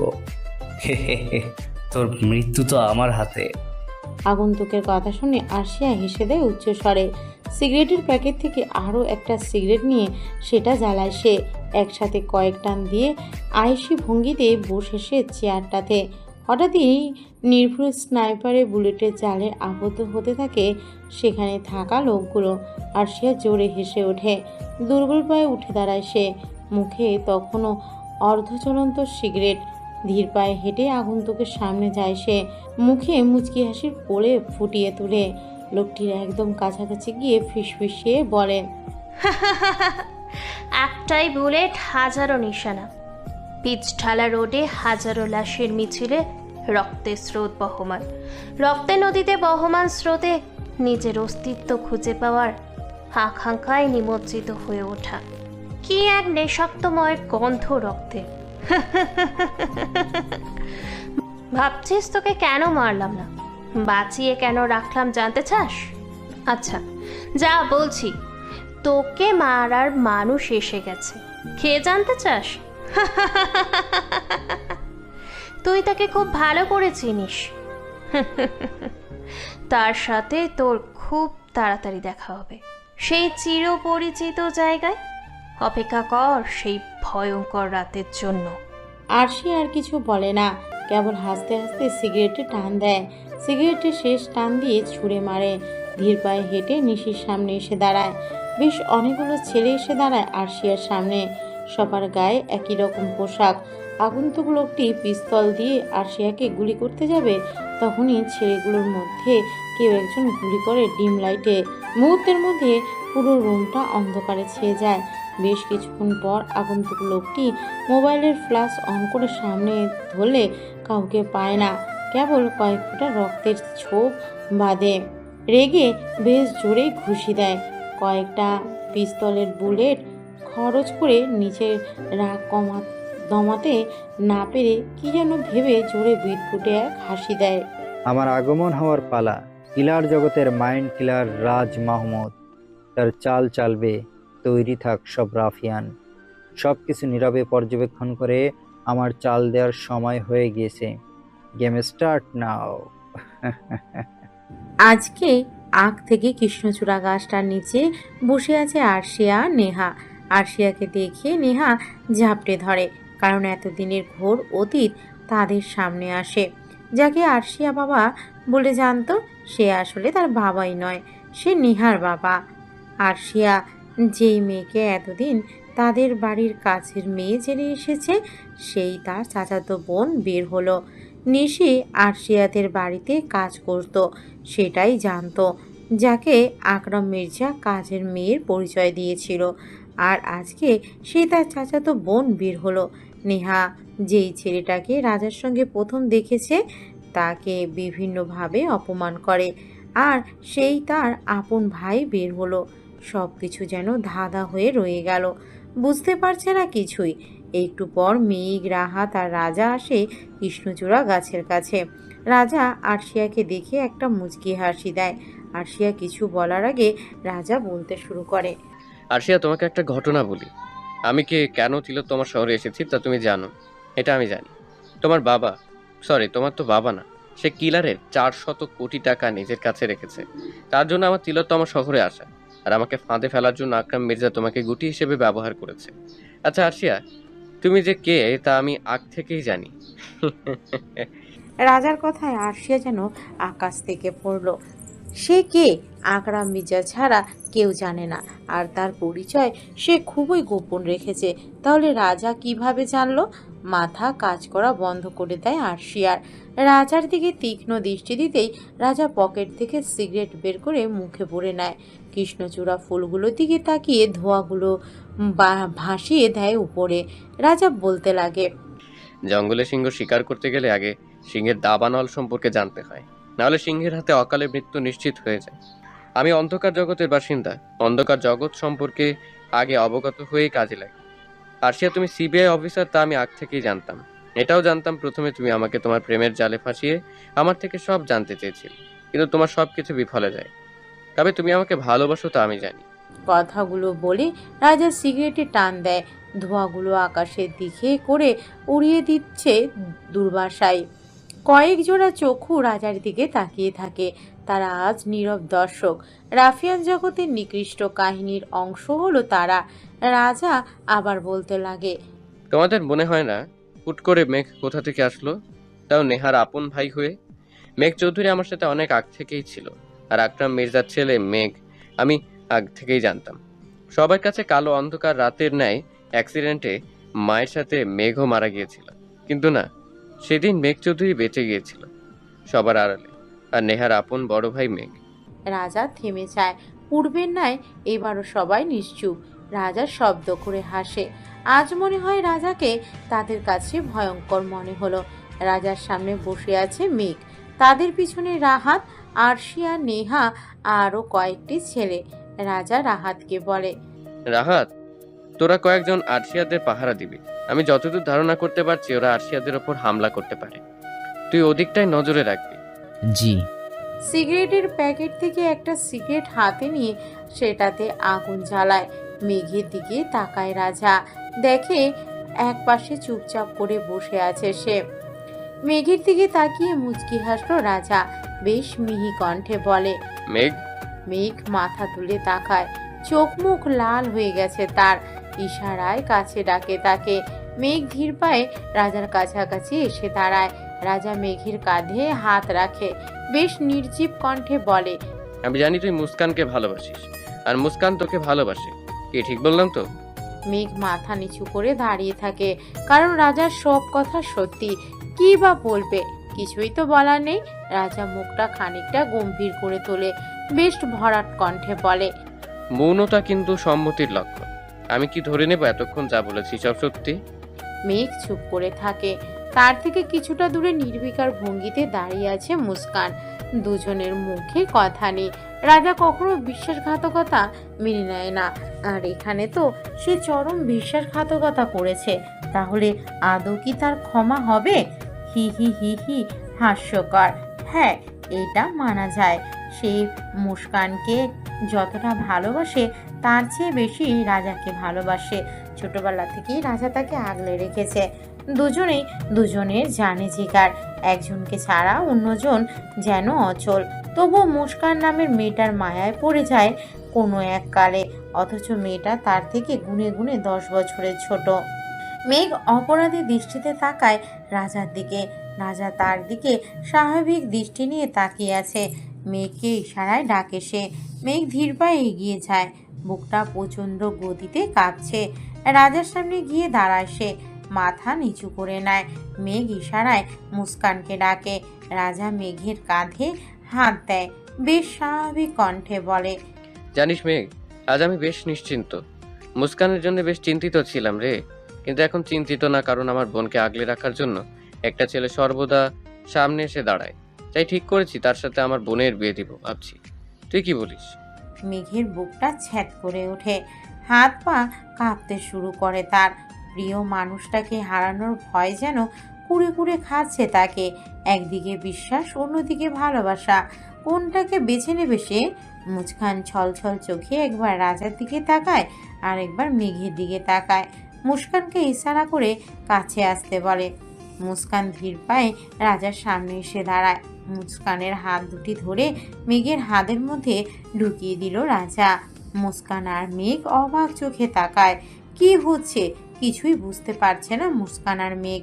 রাজা বেশ স্বাভাবিক কণ্ঠে বলে, কিরে অবাক হলি? ভাবছিস ওর হাত তোর হাতে কেন দিলাম? এতটা স্বার্থপর মনে করিস আমাকে? তুই জানিস তোকে আমি বেশি জানি। মেঘ রাজাকে জড়িয়ে ধরে খুশিতে। কি বলবে, ভাষা হারিয়ে ফেলেছে সে। আসলে বন্ধুত্ব এমন একটা জিনিস যা ভেতর থেকে আসে। এতক্ষণ রাজার করা কাজ আর মুস্কানের আবির্ভাব সবার কাছে অদ্ভুত লেগেছে। কারো মাথায় কিছুই যায়নি। তাদের অবস্থা দেখে রাজা হি করে হেসে বলে, এ হলো মুস্কান। আমি যে অনাথ আশ্রমে বড় হয়েছি, সেখান থেকে মুস্কানকে আমার সাথে এনে বড় করি। আমার মতো তারও কেউ ছিল না। সভ্য যুগের নিকৃষ্ট মানুষগুলো হয়তো আমার মতো তাকেও ডাস্টবিনে ফেলেছে। আশ্রমের একজন মুস্কানকে পেয়ে সেখানে নিয়ে যায়। আমি অন্ধকার জগতের কালো মানুষ, তবুও বোনটা আমাকে ছেড়ে যায়। পিচ্চি থাকাকালীন এই বোনটা বলেছিল, ভাইয়া তুমি আমার দুনিয়া। আর মেঘ আর মুস্কান একে অপরকে ভালোবাসে, তা আমি আজ করতে পেরেছি। কিন্তু তারা কেউ আমাকে বলেনি। মেঘ মনে করেছে বন্ধুর সাথে বিশ্বাসঘাতকতা হবে। এখন রাজার সব কথা সবার কাছে পরিষ্কার। রাজা আরশিয়ার সামনে এসে দাঁড়ায়। আরশিয়া কৃষ্ণচূড়া গাছটার পাশে বসেছিল। রাজা আরশিয়ার দিকে তাকিয়ে পলকহীনভাবে বলতে লাগলো, ভালোবাসা শব্দটার মানে আমি জানি না। বলতে পারো ভালোবাসা কি, সেটাও আমি জানি না। এই যে রক্তজবা ফুল দেখছো, এই ফুলটার কোনো সুবাস নেই। লাল গোলাপের মতো নেই কোনো গন্ধ, কোনো মর্যাদা। তবুও দেখো ফুলটা কি সুন্দর, কি মোহিতময়। ফুলটার যেমন সুবাস গন্ধ নেই, ঠিক তেমনি আমার কাছে ভালোবাসার কোনো মানে নেই। অকারণেই ভালোবাসি হয়তো। কোনো বর্ষার বৃষ্টিমুখর দিনে কালো মেঘে ছেয়ে থাকা আকাশটার পানে তাকিয়েছিলে। তোমার গায়ে লাল শাড়ি জড়ানো ছিল, হাতে লাল চুড়ি, কপালে লাল টিপ, আর পাশে আলতা। সেদিন বুকের হৃদস্পন্দন এতই বেড়েছিল যে বুকের বাপাসটায় মৃদু মিষ্টি ব্যথা অনুভব করেছিলাম। সেদিন কি হয়েছিল জানি না, কেবল এক দৃষ্টিতে তাকিয়েছিলাম চোখে যেন ফেরাতে ইচ্ছেই করেনি। চারিদিকে তখন ঝুমঝুম বৃষ্টি পড়ছিল। এখনো ভুলতে পারি না সেই মুহূর্ত। ওই দিন একসাথে একদিনে আমার হৃদয়ে রক্তক্ষরণ করেছিল। তাকে আমি নিজের পছন্দের নামও দিয়েছি। জানো, তাকে মায়াবতী বলে ডাকি। তার কাছে কি আছে জানি না, কেবল মনে হয় তাকে ছাড়া আমি একদম নিঃস্ব। এই মেয়ে, তোমাকে বলছি, আমাকে কি ভালোবাসা শেখাবে? আরশিয়া চোখ বেয়ে মুক্ত দানার ন্যায় সাদা স্বচ্ছ জল গড়িয়ে পড়ে তুলতুলে মুখটা জুড়ে। আরশিয়া জোরে চিৎকার করে বলে, হ্যাঁ, ভালোবাসতে চাই তোমাকে আজীবন। তোমাকে চাই জ্যোৎস্না ভরা রাতে চাঁদের আলোয় তোমার কাঁধে মাথা রেখে তারাগোনার সাথী হিসেবে। তোমাকে চাই প্রতি রাতে নিস্তব্ধ রাস্তায় হেঁটে যাওয়ার সঙ্গী হিসেবে। হুট করে আরশিয়া বেশ দ্রুত গতিতে দৌড়ে এসে রাজার বুকে ঝাঁপিয়ে পড়ল। ভার্সিটির সকল ছেলে মেয়ে হাততালি দিতে থাকে। রাজা চোখ বুঝে নেয়। অন্যরকম একটা অনুভূতি হচ্ছে তার। আরশিয়া গুটিসুটি হয়ে রাজার বুকে আশ্রয় নেয়। রাজা মুচকি হেসে নেয়, বেশ আস্তে করে বলল, পাবলিক কিন্তু চেয়ে আছে আমাদের দিকে, সবাই হাসাহাসি করছে। চলুন বাড়িতে যাই আজ। আরশিয়া সরে দাঁড়ায় রাজার বুক থেকে। রাজা আবারও মুচকি হাসলো। আরশিয়ার দিকে তাকিয়ে বলে, পাগলি। রাহাত, নেহা, মেঘ, মুস্কান তারা আগেই চলে গিয়েছে। রাজার ইশারার সাথে সাথে তারা চলে গিয়েছিল, কারণ মুস্কান রাজার ছোট বোন। তার সামনে প্রপোজ করলে লজ্জায় নাক কাটা যেত। অপরদিকে একজনের চোখ দিয়ে আগুন বের হচ্ছে, নিজেকে ঠিক রাখতে পারছে না। চিল্লিয়ে সে বলে, আমার সব প্ল্যান ভেস্তে গেল। আরশিকে হাতে পেয়েও হাতছাড়া করলাম। আমার ছেলেকে আমার চোখের সামনে এনকাউন্টার করে হত্যা করছে। আমি কিছুতেই ছাড়বো না। ওই দিন সব কিছুই ঠিকঠাক চলছিল, হুট করে কোথা থেকে এত ছেলে আসলো কে জানে। পরের জন্য গর্ত খুললে সেই গর্তে নিজেকে পড়তে হয়। তুই আমার সত্য বের করার জন্য আরশিয়াকে সব বলে দিলি। আরশিয়াকে আমি ছোটবেলা থেকে লালন পালন করেছি তার নামের সম্পত্তির জন্য, আর আজকে তোর জন্য সব ভেস্তে গেল। চিল্লিয়ে কথাগুলো বলে আকরাম মির্জা শফিকের বুকে সজোরে লাথি মারে। শফিক ছিটকে দূরে গিয়ে পড়ে, আমি না তোর কাছের বন্ধু, আমাকে মারতে পারিস না। এবারের মতো ছেড়ে দে। বন্ধু হয়েই তো শত্রুতা করলি। যাই হোক, উপরে গিয়ে ভালো থাকিস। Good bye. কথাগুলো বলে আকরাম মির্জা শফিকের কপাল বরাবর গুলি করে দেয়। শফিকের মৃতদেহ জনমানবহীন রাস্তায় পড়ে থাকে। হয়তো কোনো নেড়েশিয়াল এসে খুবলে খাবে। আকরাম মির্জার মনে হাজার চিন্তা, হাজার ভয়ের বাসা। তার সঙ্গী সাথীদের আস্তে আস্তে সবগুলোকেই মারা হয়েছে। এখন একমাত্র তিনি আছেন, আর কিছু ভাবতে পারছেন না। উনি চলে যায় নিজ গন্তব্যে। ছোট্ট নদী তীর কোল ঘেঁষে হাজারো রকমের নতুন ফুল ফুটছে। আজ চাঁদের আলোয় চারদিকটা মুখরিত। নেই কোনো কোলাহল, নেই কোনো ব্যস্ততা, কেবল আছে কয়েকটা মানুষের দীর্ঘশ্বাস। ব্রিজটার উপর বসে আছে দুটি মানব, রাজা আর রাহাত। কেউ রক্তের ফেরিওয়ালা, কেউ বা রক্ত দেখার দর্শক। শাসা করে ঠান্ডা বাতাস বইছে, কেমন যেন হাড় কাঁপানো বাতাস।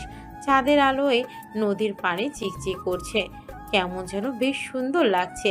দুটি মানব একে অপরের মুখোমুখি বসে আছেন। দুটি মানব একে অপরের মুখোমুখি বসে আছে। সামনে একটি টেবিলে বিয়ারের বোতল আর সিগারেটের প্যাকেট রাখা। নিস্তব্ধ কোলাহল জন্য রাস্তার বসে আছে দুটি মানব। একজন রক্তের দেখার ফেরিওয়ালা, আরেকজন রক্তের নেশায় বুঁদ হওয়া কাঙাল।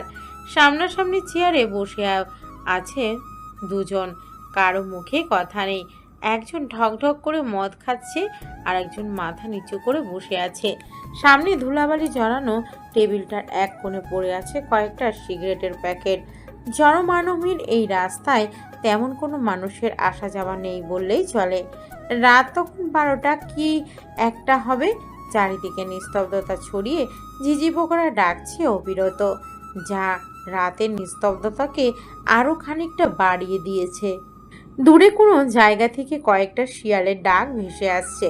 চুপচাপ থাকা ব্যক্তিটি হঠাৎ হেসে ওঠে। মদে বিভোর হওয়া ব্যক্তিটি তাকায়। এমন হাসির মানিটা খুঁজতে থাকে সে। টেবিলের কোণ থেকে সিগারেটের প্যাকেটটা হাতে নিয়ে একটা সিগারেট জ্বালায়। সামনে তাকিয়ে বেশ অবাক হয়। মুখে কালো মাস্ক পরিহিত লোকটা যখন নিজের মাস্কটা খুলে রাজা কিলারকে দেখে বেশ অবাক হয়, কিন্তু তা বেশিক্ষণ স্থায়ী হলো না। মুখে ফুটে রহস্যময় মুচকি হাসির প্রলেপ। রাজা তার দিকে তাকায়, মুখে হাসি, ক্লিন সেভ করা ফর্সা মুখটা চাঁদের আলোয় চিকচিক করছে। কিলার মুচকি হেসে রাজার দিকে আর রাহাতের দিকে তাকায়। রাজা সিগারেট টানতে ব্যস্ত, কয়েকটা টান দিয়ে আকাশের দিকে তাকিয়ে জ্যোৎস্না ভরা আকাশে ধোঁয়াগুলো ছেড়ে দেয়। আজকে পূর্ণিমার আলোটা একটু বেশি প্রখর। নীরবতা ভেঙে রাজা বলে, ওয়েলকাম টু রাজ মাহমুদ ওরফে কিলার। রাজা মুচকি হাসি দিয়ে বিয়ারের বোতলটা মুখে পুরে গটমট করে খেতে থাকে। রাজা রাহাত দুজনেই তাকিয়ে আছে। রাজ্য আমার, রাজত্ব করেছে অন্যরা, তোদের দুজনকে পাঠিয়েছি আমার মিশনের জন্য। তার সিটি ফোটাও করিসনি। রাফিয়ান শহরে এসে নিজেদের গেম দিয়ে সবকিছু তোর চালে নিয়ে নিলি। দূর থেকে তোকে রাজ্য পরিচালনা করতে দেখেছি, বেশ ভালোই মাইন্ড গেম দিয়ে আগলে নিলি। আর আমার 400 কোটি কোথায়, যার জন্য এখানে আসা? কিলারের কথায় রাজা রাহাত মাথা নিচু করে থাকে। তাদের মাথা নিচু দেখে কিলার মুচকি হাসি দেয়। কিলার রাহাতের দিকে তাকায়। রাহাত, তোকে কেন পাঠিয়েছি? রাজার সব কিছু আমার পর্যন্ত পৌঁছে দেওয়ার জন্য, কিন্তু তুইও বেইমানি করলি। জানিস তো আমাদের রাজত্ব কায়েম করতে কি কি লাগে? তাজা রক্তের গন্ধ আর বিদঘুটে লাশের সমাহার। ভাই, রাহাতের কোনো দোষ ছিল না। আমি আগ থেকেই জানতাম আপনি রাহাতের মাধ্যমে আমার খোঁজ নেওয়ার চেষ্টা করবেন, তাই আমি চাল দিয়ে খেলা ঘুরিয়ে দিয়েছি। রাজার কথায় কিলার উচ্চ সুরে হাসতে থাকে। তখনই কিছু লোক আসে একটা লাশ নিয়ে। তাদের সামনে রক্তাক্ত লাশটা রাখে। লাশটা ঘুরিয়ে দিতেই তারা খেয়াল করে এটা আর কারো না, কমিশনার আকরাম মির্জার লাশ। কিলার হাসতে থাকে। আমার জিনিস নিয়ে আজ পর্যন্ত কেউ পার পায়নি, আর এটা কোথা থেকে পার পাবে? ওর খেল খালাস করে দিয়েছি। যাই হোক, বুকে আয় রাজা, তোকে অনেক দিন ধরে বুকে নেই না। কিলারের কথায় রাজা মুচকি হাসি দেয়। রাজা কিলারকে জড়িয়ে ধরার সাথে সাথে একটা বুলেট এসে রাহাতের কপাল বরাবর লাগে। রাহাত মুখ থুবড়ে মাটিতে পড়ে যায়। রাজা কিছু বুঝে ওঠার আগেই পরপর 6টা গুলি এসে রাজার বুকে লাগে। সব কিছু এত দ্রুত হয়েছে বুঝতেই পারেনি কেউ। কিলার উচ্চ সুরে হাসতে থাকে। এক জঙ্গলে দুইজন সিংহ থাকতে পারে না, এক জঙ্গলে সিংহ থাকে একটাই। তার রাজত্বের দ্বারাই জঙ্গল চলে। তাহলে আমরা দুইজন কিভাবে থাকি? হয়তো তুই, নয়তো আমি। তাই তোকেই সরিয়ে দিয়েছি, পরপারে ভালো থাকিস। ও হ্যাঁ, তোর কথাটাই রাখলাম, হয়তো মরো নয়তো মারো। আমাদের ডিকশনারিতে ভালোবাসা বলতে কিচ্ছু নেই। কিলারের দিকে তাকিয়ে রাজা ঠোঁট চওড়া হাসি দেয়। রাজ্য পরিচালনা করতে গেলে রাজ্য সম্পর্কে জানতে হয়। রাজার রাজ্যে রাজা ছাড়া কেউই রাজত্ব করতে পারে না। এটা রাফিয়ান জগৎ, যে যত বেশি মাইন্ড দিয়ে টিকে থাকতে পারে সেই জয়ী হয়। আমি ঘুমন্ত হয় না, জাগ্রত হয় না, আর হলেও রক্ষে নেই। রাজাকে ব্রিজ থেকে ফেলে দেওয়া হয়। নিকৃষ্ট জগৎ থেকে রাজার শব্দটাকে সমাপ্তি দেওয়া হয়। রাজার অস্তিত্ব মিটিয়ে দেওয়া হয়। রাজা নামের রাফিয়ানের কাহিনী সমাপ্ত ঘটানো হয়। রাহাতের লাশটা পড়ে থাকে ব্রিজের এক কর্নারে। হয়তো জনমানবহীন রাস্তাটাই কোনো নেড়ে শেয়াল এসে মাংসগুলো খুবলে খাবে। আসলেই রাফিয়ান জগৎটা এমন, মারো না হয় মরো, লাস্ট পর্যন্ত যে টিকে থাকবে সেই জয়ী। এতক্ষণ অর্ক, রুবেল তারা সকলেই কিলারের কথাগুলো শুনছিল। রাজার এমন ভয়ঙ্কর অতীত শুনে সকলের গায়ের পশম দাঁড়িয়ে পড়ে। তারা এতদিন নিজেদের নেতা মনে করত, আর আজকে কিলারের মুখ থেকে রাফিয়ান জগতের রাজার কাহিনী শুনে তারা পাগল প্রায়। আর এমন একজন মানুষকে কিলার মেরেছে, তার মানে কিলার নিজেও কোনো সাধারণ কেউ না, তাদের ধারণার বাহিরেও থেকেও ভয়ঙ্কর। অর্ক প্রশ্ন করে ওঠে, কিলার, আপনার মতে রাজাকে আপনি মেরেছেন নিজের হাতে, তাহলে রুবেল কাকে দেখলো? আর আপনি কেন ভয় পাচ্ছেন? এটাই তো আমার মাথায় আসছে না। আমি পর পর 6টা গুলি রাজার বুকে চালান করেছি, তাহলে এখানে এটা কে? আর নীলাদ্রিতার সাথে রাজার কিসের সম্পর্ক? আর ভয় পাওয়ার কথা বললি না? রাজত্ব করতে গেলে হাজার যুদ্ধ করেও কিন্তু রাজা তার রাজত্ব ঠিক রাখে। আমিও আমার রাজত্ব কায়েমে সফল। রাজাকে যখন ব্রিজ থেকে ফেলে দেব তখন রাজা বলেছিল, সিংহের গর্জনে বনের সব পশু পাখিগুলো আটকে ওঠে, চিন্তা করে এই তাকে শিকার না করে ফেলে। সিংহ যদি আঘাতপ্রাপ্ত থাকে তবুও তার কাছে অন্য পশু পাখি আসার দুঃসাহস করে না, কারণ সিংহ হচ্ছে হায়না। আমি সেই হায়না যে এখনো ঘুমন্ত। আসবো কোনো একদিন, সেদিন না হয় রাফিয়ান জগতের কালো অধ্যায় উন্মোচন করব।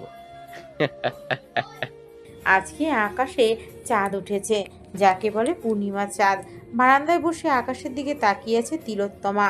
হুট করে পিছন থেকে নিলয় এসে তাকে জড়িয়ে ধরে। তিলোত্তমা একটুখানি নড়েনি, কারণ এই মানুষটার প্রতি স্পর্শ তার চেনা। এই কয়েকদিনে 1000 বার জড়িয়ে ধরেছে। তিলোত্তমারও ভালো লাগে এই মানুষটির স্পর্শ।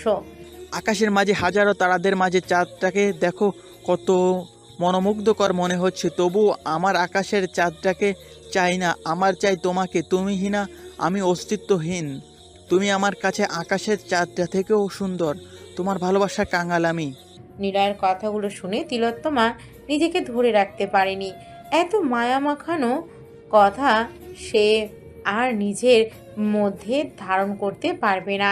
নিলয়ের পায়ের উপর ভর করে 4 ঠোঁট এক করে দেয়। তাদের ভালোবাসার সাক্ষী হিসেবে পূর্ণিমার এই চাঁদ আর 1000 লক্ষ তারকা। আকাশটা মেঘমালা দিয়ে ভরপুর, ঝিরঝির বৃষ্টি পড়ছে। বারান্দার রেলিং ধরে দাঁড়িয়ে আছে রুহানিকা, তার একটু পাশেই রিফা দাঁড়িয়ে আছে। তাদের ভালোবাসাটাও এত সংগ্রাম করার পর জয়ী হয়েছে। আকাশ আর লক্ষ্মীর বিয়েটাও ধুমধাম করে হয়েছে। তাদের ভালোবাসাটাও পূর্ণতা পেয়েছে। এ যেন সকলের পূর্ণতা পাওয়ার ভালোবাসা। পিছন থেকে রুহানিকাকে জড়িয়ে ঘাড়ে মুখ ডুবিয়ে দেয় রিফাত। কানের কাছে মুখ নিয়ে ফিসফিস করে বলে, ভালোবাসি লালপুরি, অনেক বেশিই ভালোবাসি। এই কয়েকদিনে আমি তিলে তিলে শেষ হয়ে যাচ্ছিলাম। ক্যাফেতে তোমাকে ওই শাহনাজ ছেলেটার সাথে সেলফি তুলতে দেখে আমার বুকের বাঁ পাশটায় তীব্র ব্যথা অনুভব হচ্ছিল। মনে হচ্ছিল আমি রিফাত তার পুরো কথাটা শেষ করতে পারেনি। তার আগে রুহানিকা তার ঠোঁট এক করে দেয়। আসলেই ভালোবাসাটা কি অদ্ভুত, এক অন্যরকম প্রশান্তি, যা কেবল প্রিয় মানুষটা তাকালেই অনুভব করা যায়। সকলের ভালোবাসা পূর্ণতা পাক। তানভীর আর অবন্তীকে নিয়ে একটা ক্যাফেতে বসে আছে নিলয়। নিলয় বেশ গম্ভীর হয়ে আছে, যা তাকে দেখলেই বোঝা যায়। সব কিছু যেন নিলয়ের মাথার উপর দিয়ে যাচ্ছে। মন্ত্রীর ছেলের সাথে তিলোত্তমার কিসের শত্রুতা, কিছুই বুঝতে পারছে না। তিলোত্তমাও স্মৃতিশক্তি নেই, ডাক্তার বলে দিয়েছে বেশি প্রেশার দিতে হিতে বিপরীত হবে, তাই তাকে কিছুতেই প্রেশার দেওয়া যাবে না। প্রতিদিন রাতে তিলোত্তমার আর্তনাদে কেঁপে ওঠে নিলয়। বেশ কিছুদিন লক্ষ্য করেছে, গভীর রাতে তা তিলোত্তমা ঘুমের ঘোরে পাগল প্রায় উল্টাপাল্টা কি জানি বলে, আর বলে তাকে না মারতে। নিলয় আর ভাবতে পারছে না, তানভীরের দিকে তাকায়। তানভীর বলে, নিলয় দোস্ত, এত হাইপার হোস না, মাথা খাটিয়ে চিন্তা কর, সব সহজ মনে হবে। আশা করি তুই বের করতে পারবি, আর তুই কি পারিস তা শুধু আমি জানি। হা হা। তানভীরের কথায় নিলয় চোখ পাকিয়ে তার দিকে তাকায়। তানভীর হাবলা মার্কা হাসি দেয়।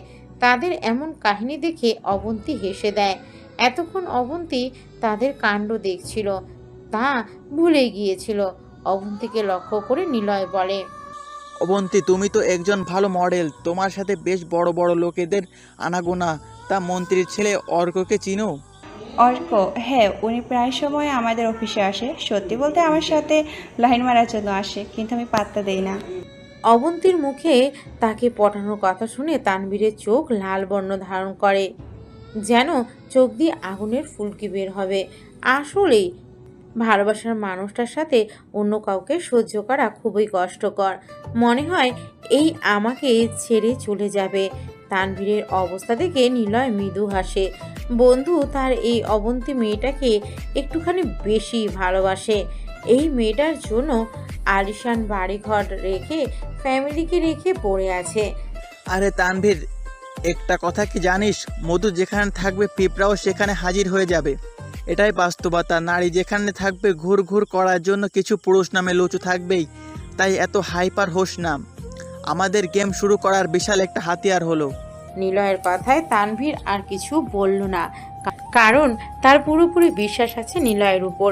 স্কুল জীবন থেকে দুজনে বেস্ট ফ্রেন্ড, একসাথে বড় হয়েছে। অবন্তী চুপ করে দুজনের দিকে তাকিয়ে আছে। কিছুক্ষণ নীরবতা অবসান ঘটিয়ে নিলয় বলল, অবন্তী, তুমি যদি অর্ককে ফোন দিয়ে আসতে বলো তাহলে কি অর্ক তোমার সাথে দেখা করতে আসবে? নিলয়ের কথায় অবন্তী মাথা নাড়িয়ে হ্যাঁ বলল। ঘুমান্ত রাজ্যের রাজা ঘুমিয়ে থাকলে সব কিছুই নীরব থাকে। তখন প্রজারা উশৃঙ্খলায় মেতে ওঠে।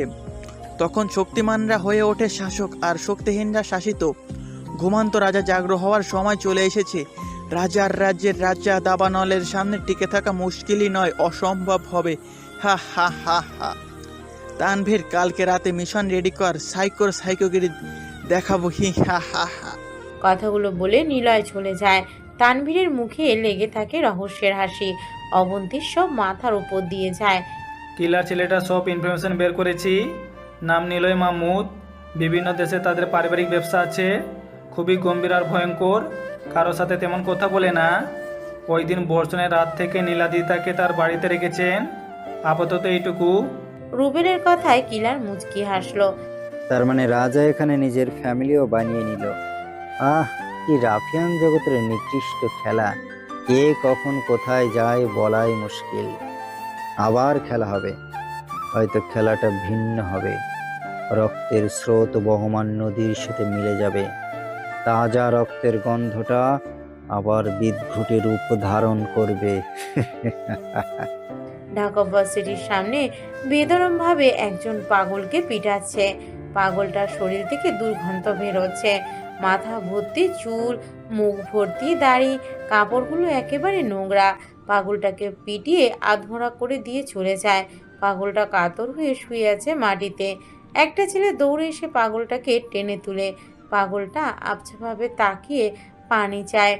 ছেলেটা তার ব্যাগ থেকে পানি বের করে দেয়। ঢক ঢক করে পানিটুকু খেয়ে নেয়। ছেলেটা জিজ্ঞেস করে কেন এভাবে তাকে মারছে। দুদিন ধরে কিছু খাই না। ক্ষুধার্ততা সইতে না পেরে আমি একজনের খাবার ছিনিয়ে নেই, তাই সকলে মেরেছে। পাগলটার কথা শুনে ছেলেটা খুবই খারাপ লাগে। বর্তমান সমাজ কোথায় গিয়ে দাঁড়িয়েছে? বন্ধু বান্ধব মিলে রেস্টুরেন্টে গিয়ে কত খাবার নষ্ট করে, আর এখানে সামান্য খাবারের জন্য একজনকে এভাবে পিটালো। ছেলেটা আর কিছু বলে না। পাগলটাকে নিয়ে একটা হোটেলে খাবার খাইয়ে চলে যায়। পাগলটা ছেলেটার দিকে তাকিয়ে রহস্যময় একটা হাসি দেয়, যে হাসির হয়তো বিশাল গভীরতা রয়েছে। রাজিয়া বেগম নিলয়ের নাম্বারে কল দিয়েই চলেছে, কিন্তু নিলয় ফোন তুলছে না। লাগাতার ফোন করার পর অপর পাশ থেকে নিলয় ফোন রিসিভ করতেই রাজিয়া বেগম কান্না করে দেয় আর বলতে থাকে, নিলয়, তোর তিলোত্তমা আমাকে চিনতে পারছে না, কেমন করতেছে, কাছে আসতে দিচ্ছে না, তুই তাড়াতাড়ি বাড়ি আয়। রাজিয়া বেগমের কথা শুনে নিলয়ের বুকের বাঁ পাশটায় মোচড় দিয়ে ওঠে। যদি তার তিলোত্তমা তাকেও না চিনে তাহলে তার কি হবে? না, আর ভাবতে পারছে না। আমি এখানে কেন?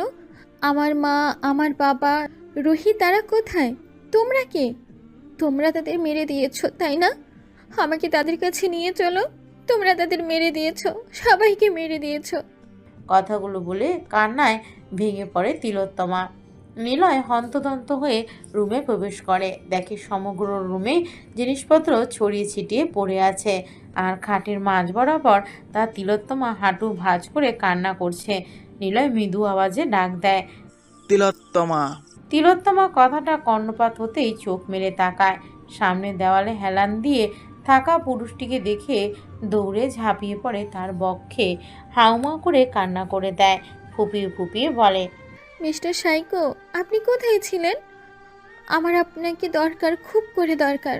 আমি আপনাকে অনেক খুঁজেছি, কিন্তু কোথাও পাইনি। আপনি আমাকে রেখে কোথায় গিয়েছিলেন? আমি আপনাকে শহর জুড়ে খুঁজেছি। ওরা আমার বাবা, মা আর রুহিকে মেরে দিয়েছে, আমাকেও মারতে আসবে। কথাগুলো বলে তিলোত্তমা হাউমা করে কান্না করতে থাকে। নিলয়ের বুকের বাঁ পাশটায় তীব্র ব্যথা অনুভব হতে থাকে। চোখ দিয়ে রক্ত বের হওয়ার উপক্রম। তার তিলোত্তমাকে অনেক কষ্ট দিয়ে ফেলেছে, আর নয়, আজ থেকে ওদের কষ্টর দিন শুরু।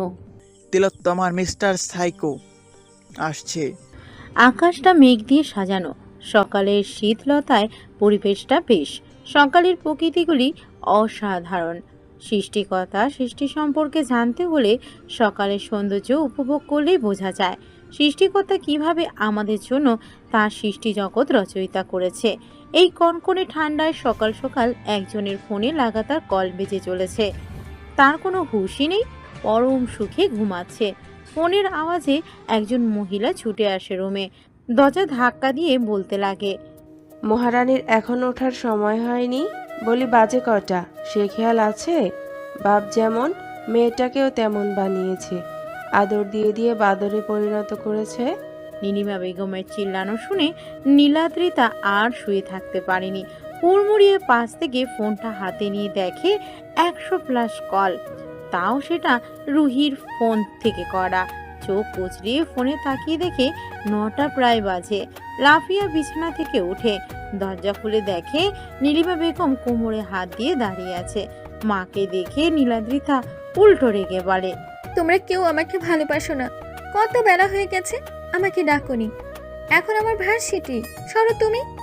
নীলাদ্রিতার কাণ্ড দেখে আহনাফ সাহেব হেসে দেয়। মেয়েটা তার চোখের মণি। নীলাদ্রিতার জন্য তারা দুজন পাগল প্রায়। তার এই মেয়ের মাঝে বাচ্চা বাচ্চা একটা ভাব আছে। কোনো কিছু একটু বেশি বললেই গাল ফুলিয়ে কান্না করে দেয়। তাই তারা মেয়েকে কিছু বলে না। আহনাফ সাহেব তিলোত্তমা শহরের এমপির পদে আছেন। উনি একজন রাজনীতিবিদ, তবে উনি সৎ লোক। আজ পর্যন্ত কারো ক্ষতি করেননি। রাজনীতির পাশাপাশি উনি একজন ভালো মানের ফটোগ্রাফার, যা শুধু নীলাদ্রিতা নীলিমা বেগমের জন্য। মা, আমার দেরি হয়ে যাচ্ছে, আমি ক্যান্টিন থেকে খেয়ে নিব। কথাটা বলে নীলাদ্রিতা বেরিয়ে পড়ে। নীলিমা বেগম পিছন থেকে অনেক ডেকে লাভ হয়নি। মেয়ে ওনার প্রচণ্ড জেদি, যা বলে তাই করে। একমাত্র মেয়ে বলে কথা। উনি একটা দীর্ঘশ্বাস ছাড়ে। ভার্সিটির সামনে রুহি দাঁড়িয়ে আছে।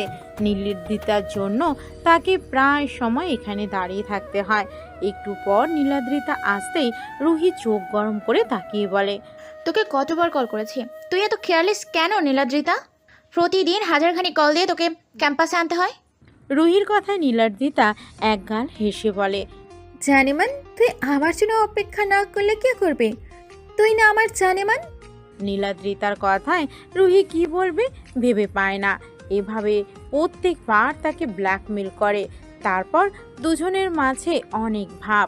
স্কুল লাইফ থেকে দুজন একসাথে ভার্সিটি পর্যন্ত এসেছে। তাদের আর কোনো ফ্রেন্ড নেই। অবশ্য রুহির একজন বয়ফ্রেন্ড আছে, নাম আবির। ছেলেটা অত্যন্ত ভদ্র। অবশ্য তাদের রিলেশন হওয়াটার মধ্যে বেশিরভাগই অবদান নীলাদ্রিতার। ছেলেটা রুহির পিছনে ঘুরঘুর করত, তা নীলাদ্রিতা বেশ জানত। একদিন ছেলেটাকে ডেকে জিজ্ঞাসা করায় নীলাদ্রিতাকে পরপর করে সব বলে দেয়। তখন নীলাদ্রিতাই তাদের এক করে দেয়। রুহি শোন না, আমি না একজনকে দেখে ক্রাশ খেয়েছি, বুঝতে পারছি না।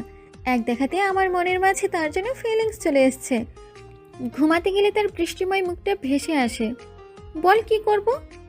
নীলাদ্রিতার মুখে প্রেমালাপ শুনে রুহি বিষম খায়।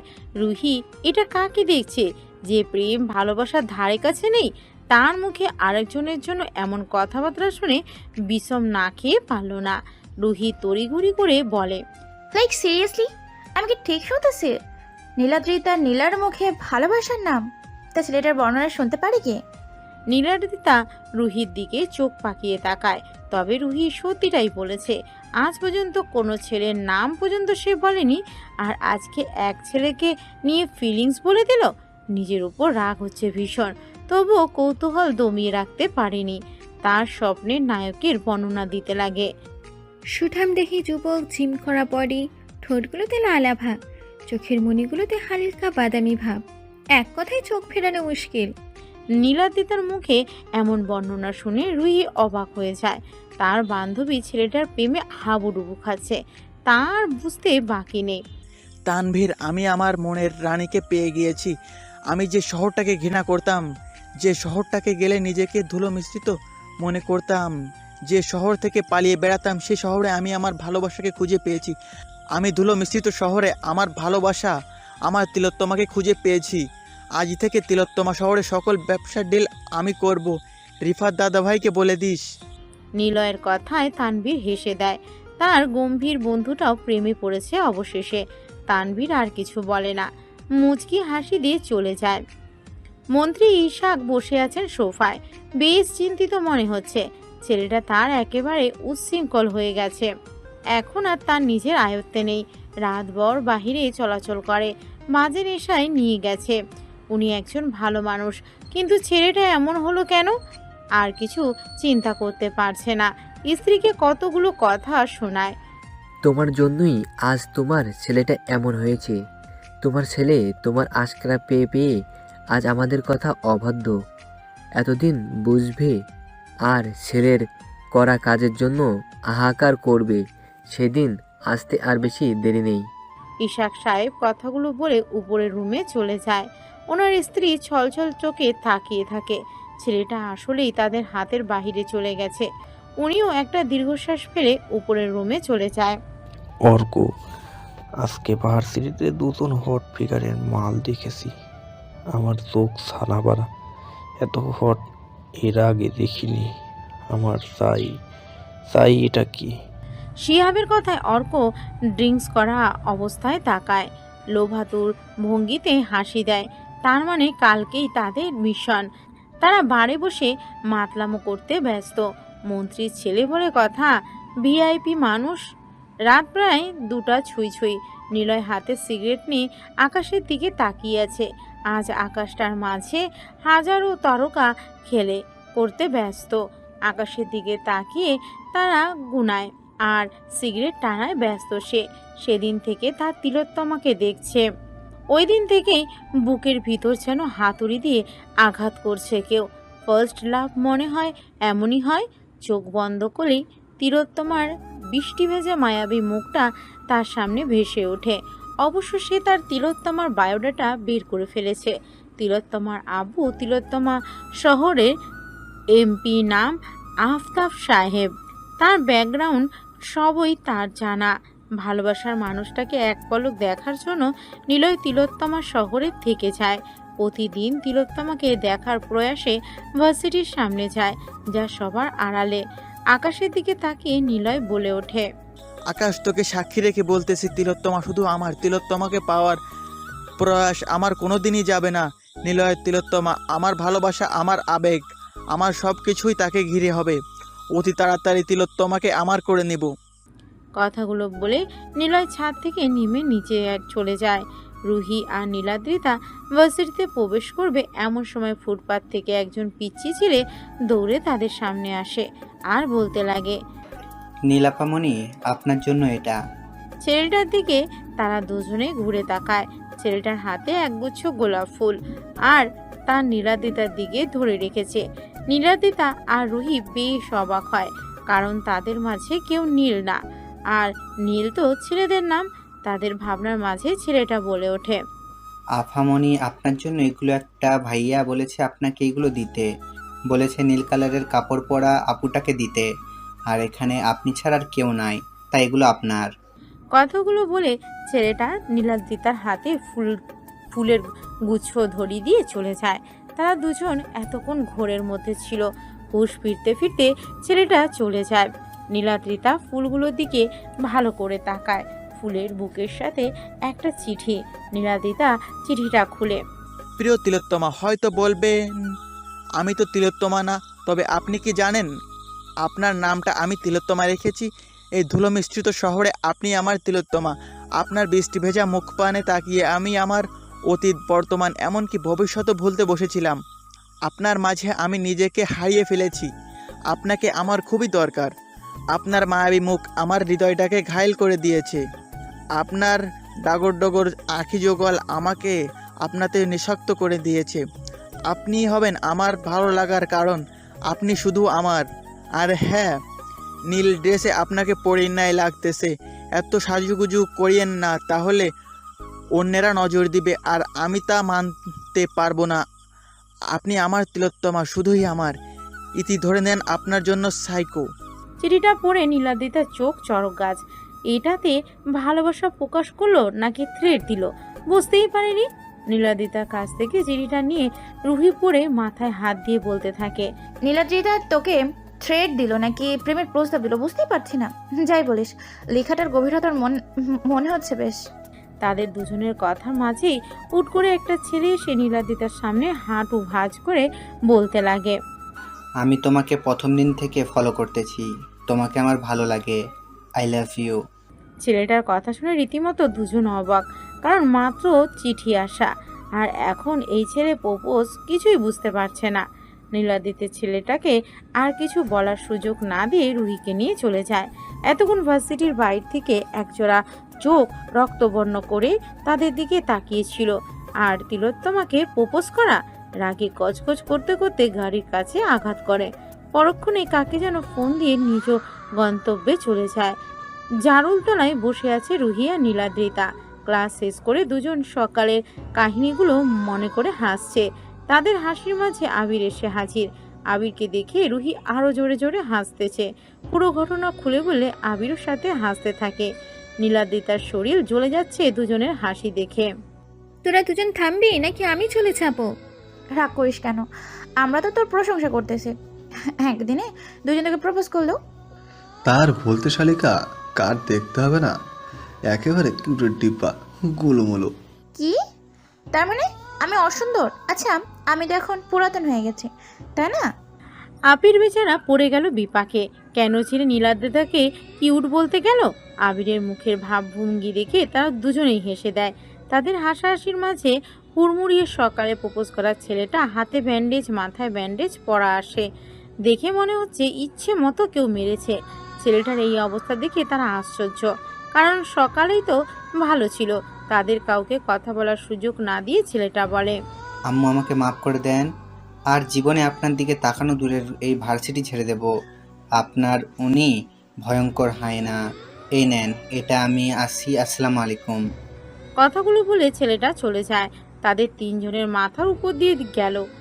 তবে ছেলেটা একটা খাম দিয়ে যায়। নীলাদিতা খামটা খুলে পড়তে লাগে। প্রিয় তিলোত্তমা, বলেছিলাম না আপনি শুধুই আমার, আপনাকে শুধু আমিই দেখব। আপনার আশেপাশে আমি কোনো ছেলেকে সহ্য করব না। আপনার মাঝে আমার প্রাণভোমরা লুকায়িত।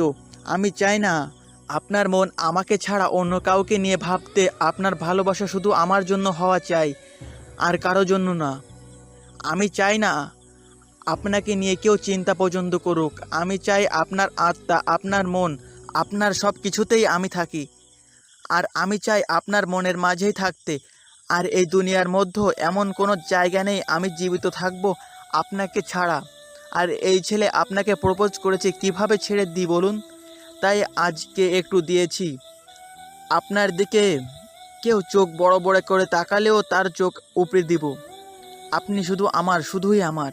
চিঠিটা পড়ে নীলাদিতা মুখ দিয়ে বের হয়ে আসে। Mister psycho. ঠোঁটের কানে হাসি ফুটে ওঠে। রুহি আর আবির হাবলার মতো তাকিয়ে থাকে। রুহি চিঠি নিয়ে পড়ে। সেও রীতিমতো অবাক। তার মানে তার বান্ধবীর জীবনে ভিলিনের আগমন ঘটেছে। রাত দুটো ছুঁই ছুঁই। বারে বসে লাগাতার ড্রিঙ্কস করে যাচ্ছে অর্ক। এগুলো তার নিত্যদিনের কাজ। প্রতিদিন নতুন নতুন নারীর শরীর নিয়ে খেলা করাটা তার রুটিন। সাথে তো বন্ধু বান্ধব আছে, সবগুলো বড়লোক বাবার বিগড়ে যাওয়া সন্তান। শিহাব অর্কের কাছে ঘেঁষে বলে, অর্ক, ভার্সিটির দুজন পরীর কথা বলেছিলাম মনে আছে? তা কবে সেগুলো আমাদের বিছানায় আনবো? শিহাবের কথায় অর্ক তার দিকে ঘুরে বাঁকা হাসি দিয়ে বলে, খুব তাড়াতাড়ি কিলারের দেওয়া কাজটা কমপ্লিট করে নেয়, না হলে ঝামেলা হবে। আমাদের উপর বিশ্বাস করে কাজটা দিয়েছে। কয়েকদিন পর ভার্সিটিতে ফাংশন হবে, কিলারকে ইনভাইট করা হয়ে গেছে। জানবে মানবতা ফেরি কাট, সবাই জানবে মানবতার ফেরিওয়ালা, সবাই জানবে মানবতার ফেরিওয়ালা দুঃখী জনগণের পাশে দাঁড়ানো রাজ মাহমুদ ওরফে বিজনেসম্যান আসবে। আর তার কালো দুনিয়ার রাজ কেউ জানে না। অর্কের কথা শিহাব চোখ বড় বড় করে তাকিয়ে থাকে, কারণ কিলারের কথা তারা সবাই শুনেছে, কিন্তু বিজনেসম্যান রাজ মাহমুদ কিলার তা আজ জানলো তারা। কালো দুনিয়ায় কিলার নাম বললেই সবাই চিনে। ভয়ঙ্কর হায়না একজন, আর সমাজে তাকে শান্ত ভদ্র সমাজসেবক হিসেবে জানে চেনে। শিহাব আর নিতে পারছে না। অর্ক সব কিছু বলে তাদের। আজকে ভার্সিটিতে বিশাল অনুষ্ঠান। শহরের নামকরা বিজনেসম্যান রাজ মাহমুদ আসবে। ভার্সিটির সকলেই হই হুল্লোড়ে মেতে ওঠে, কারণ রাজ মাহমুদ উনি বয়সে নাকি বড়ও, কিন্তু দেখতে একেবারে চকলেট বয়। আজকে রাজ মাহমুদ আসার কথা ভার্সিটিতে। রুহি আর নীলাদ্রিতা শাড়ি পরেছে। নীলাদ্রিতা নীল কালারের একটা শাড়ি পরেছে আর রুহি কালো কালারের। একেবারে দুজনকে পরি লাগছে। আবির তো রুহির পিছনে পড়ে আছে, যদি কোনো ছেলে রুহির সাথে লাইন মারার চেষ্টা করে তার জন্য। আবিরের কাণ্ড দেখে দুজনে হেসে গড়াগড়ি খাওয়ার উপক্রম। অনুষ্ঠান শুরু হয়ে গেছে। প্রধান অতিথি রাজ মাহমুদ স্টেজে বসে আছে। একে একে সবাই পারফরমেন্স করছে। সবার লাস্টে নীলাদ্রিতার ডাক পড়ে স্টেজে নৃত্য করার জন্য। নীলাদ্রিতা অবাক, তার নাম তো সে দেয়নি, তাহলে কে দিল? রুহির দিকে তাকাতেই বুঝতে পারে, কারণ রুহি মিটি মিটি হাসছে, তার মানে রুহির কাজ এটা। চোখ গরম করে তাকাতেই আবার নীলাদ্রিতার ডাক পড়ে। নিজের অনিচ্ছা সত্ত্বেও নৃত্য করতে হয় নীলাদ্রিতাকে। নীলাদ্রিতা যখন স্টেজে উঠে তখন রাজ ফোনের দিকে মুখ করে রাখে। রোমান্টিক একটা গান প্লে করে। গানের সাথে নীলাদ্রিতার পারফরমেন্স এতটা ভালো ছিল, ভার্সিটির সকলেই করতালি দিতে লাগলো। এতক্ষণ রাজ এক ধ্যানে নীলাদ্রিতার দিকে তাকিয়েছিল। বুকের বাঁ পাশে হাত দিয়ে বসে থাকে তা আর মনে মনে বলতে লাগে, এই এলোকেশে তুমি আমার, এই রাজ মাহমুদের তুমি। তোমার নৃত্য আমাকে আকৃষ্ট করে দিয়েছে, তোমাকে পেতেই আমি সব কিছু শেষ করতে রাজি। কথাগুলো বলে বাঁকা হেসে স্টেজ থেকে সুরসুর করে চলে যায়। এদিকে নীলাদ্রিতার দিকে দুজোড়া চোখ লোভাতু দৃষ্টিতে তাকিয়ে আছে। বাঁকা হেসে বলে, তুমি আমার বিছানার না, আমার ঘরের রানী হবে।